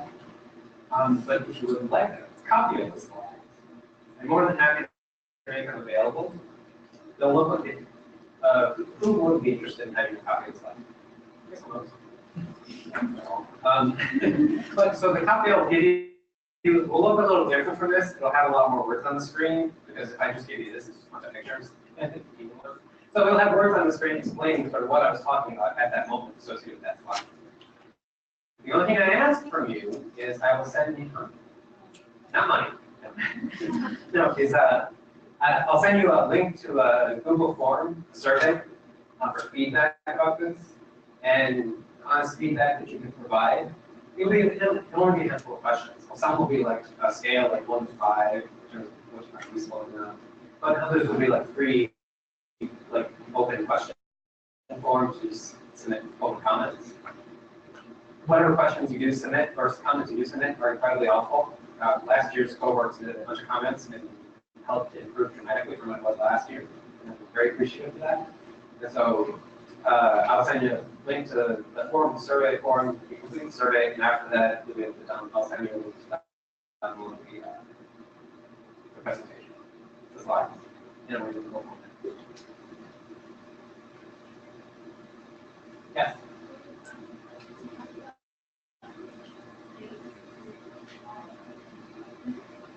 Great question, yes. So when you're doing a block of practice questions, should you focus on one topic or kind of head random, right? Both. I think there is some benefit early on in the beginning third of your training period to focus in on topics, like kind of like you're studying, I don't know, DNA replication and RNA, whatever, and all that stuff, biochem. And your questions focus on that. Because in some way, they will help solidify or expand, not even just solidify, but expand the learning you're doing. Because you're still going to hit questions on topics you may not have fully understood or covered, you fit them off in your learning stuff. But as you go on, they need to become more and more random. Not just in like the areas, but also like subheads. Now, you don't necessarily, because on the actual exam, chem and Gen Chem and physics will be together. So you don't necessarily have to have so random that on one day you're doing Gen Chem, physics, bio, and whatever, all the sciences combined. Because on the real exam, it will only be randomized up to the point of Gen Chem, physics, and bio, and chemical. So you can just limit it to that, but the actual subtopics, yeah, just by your halfway point, they should be pretty random. By the end, we should be over. Because that's what we're going to do.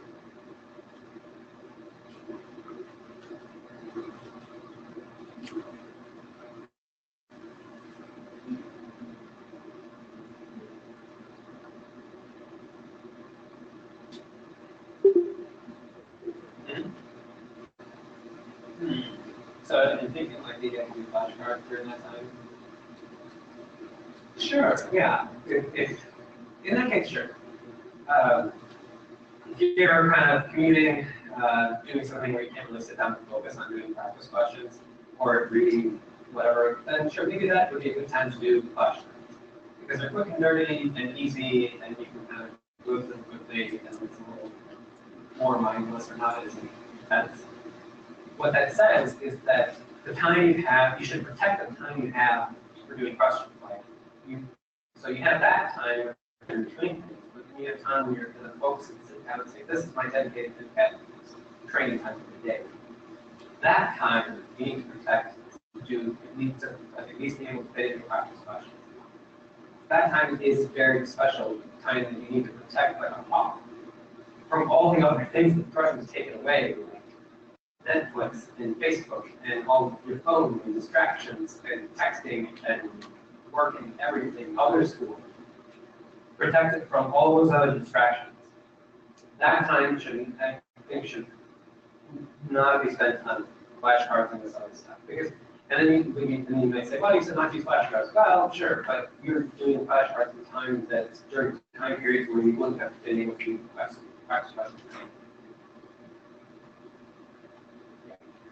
One thing you can do is that would be a good time. So if you have like your documents where you have your list of things that you get wrong and stuff, and maybe at the end of every few set of questions you have your running collection of topics to review, that might be a good time to open up that Google Doc on your phone and flip to that section and think, okay, there are these topics. How can I make up flashcard questions about this stuff? And just start writing down questions. Questions about those topics.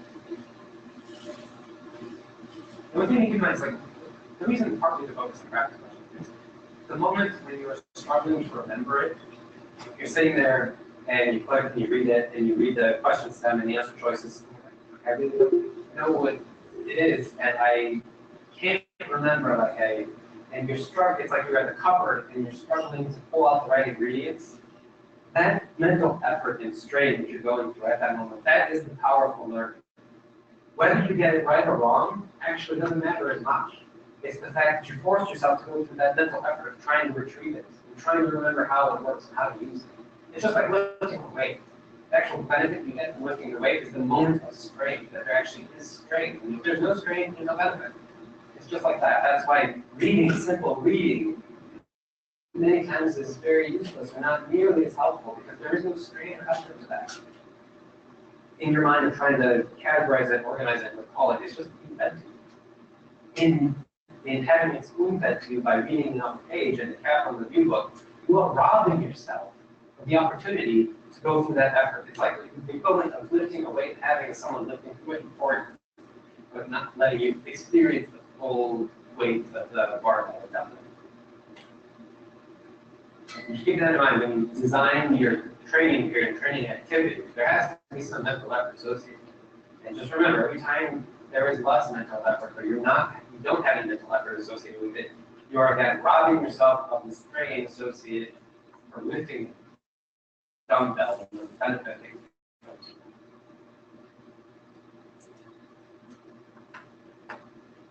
So, question?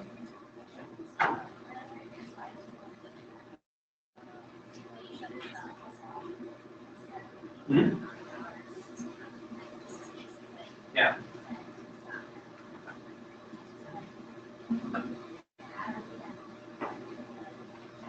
Yeah.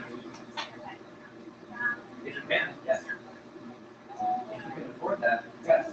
Not everyone can. I realize that not everyone can. If you can, you have that luxury, do that. And if you can only take that luxury for a few weeks, do it yet. So you can create that block of ramping up intensity. And it's other things too, like if you're involved in extracurricular activities, because you need to do those for your Mcat 3 MCAT application, realize that you will need to limit your degree of involvement or number of activities. Don't plan to be involved in a ton of activities around that time. Because you can only stretch yourself so thin. And it will not help you. Like you think, well, I need to do all my courses, I need to do hard courses, I need to do all my activities because I need to show that I'm going to do all this stuff. What does it matter if your MCAT didn't not so well?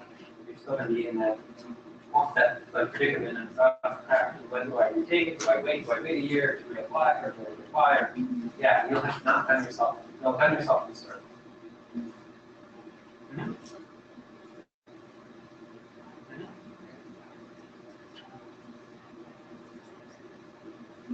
Yeah.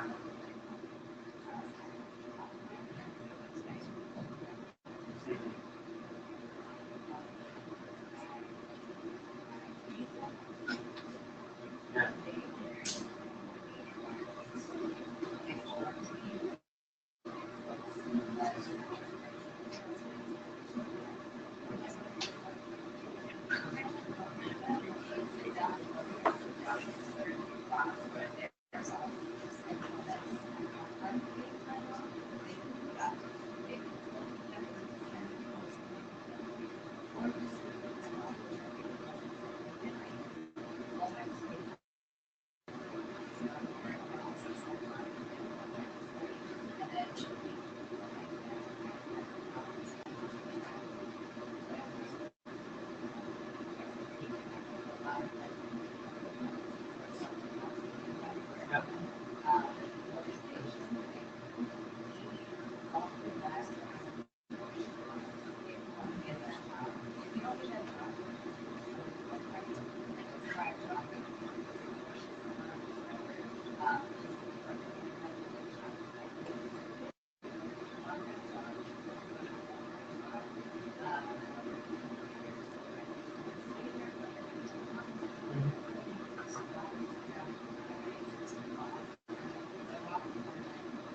Very true.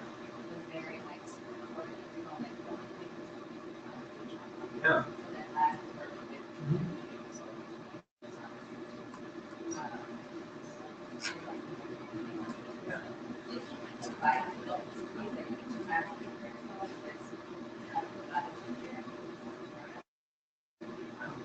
People who have taken the MCAT before, what things do you think you might do differently this time? Take time off. Huh? Take time off. Take time off. That was the problem. Practice tests. What else? Put a limit on how much time spent reviewing. What else? So there's a medical student here at UC Davis, and he tells us very engaging story about his MCAT experience, where it's a common frequent experience where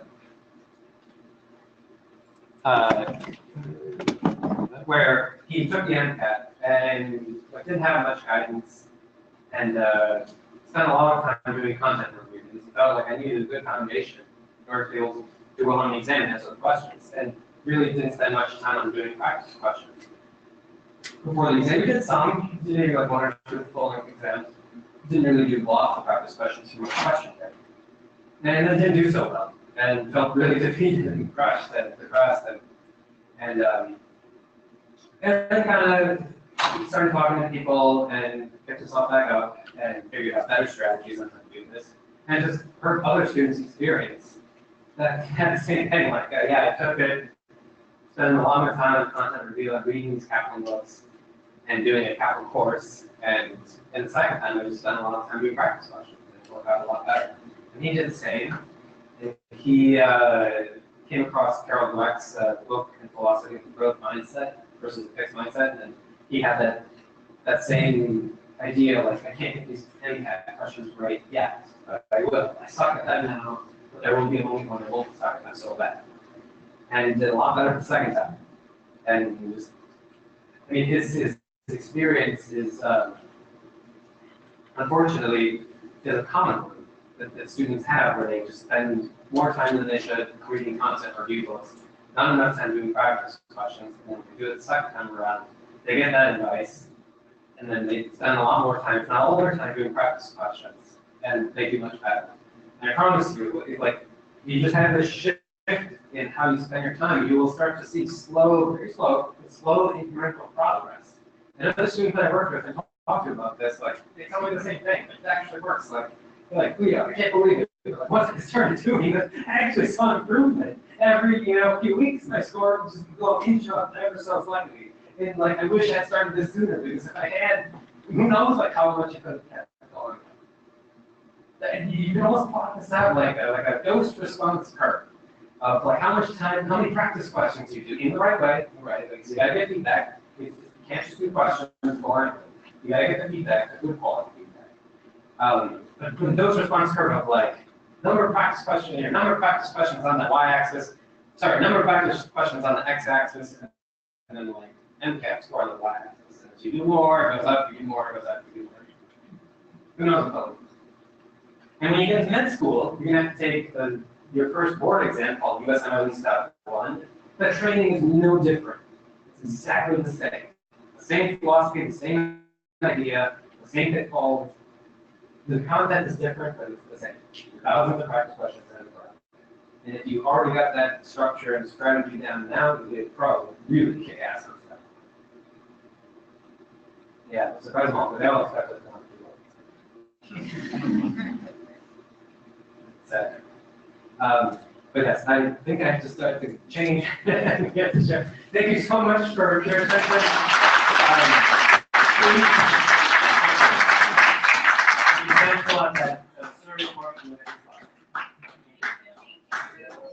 You will kick ass on the Mcat. You just got to do the questions. Yeah, let's take a quick photo if you want to. Yeah. Oh, yeah. Everyone, before we get going, we just want to take a quick picture. Hell yeah, we need the picture. And then on the MiMentor side, we also sent a full survey for you all to evaluate the event. So make sure you do that as well. Ooh, I'm done sharing? Or am I still sharing? I'm going to keep sharing forever. Okay, so for photo purposes, before you. I think, yeah. No. Okay. When you exit, Just Quit the program? Yeah. Okay. Right here. With that. So,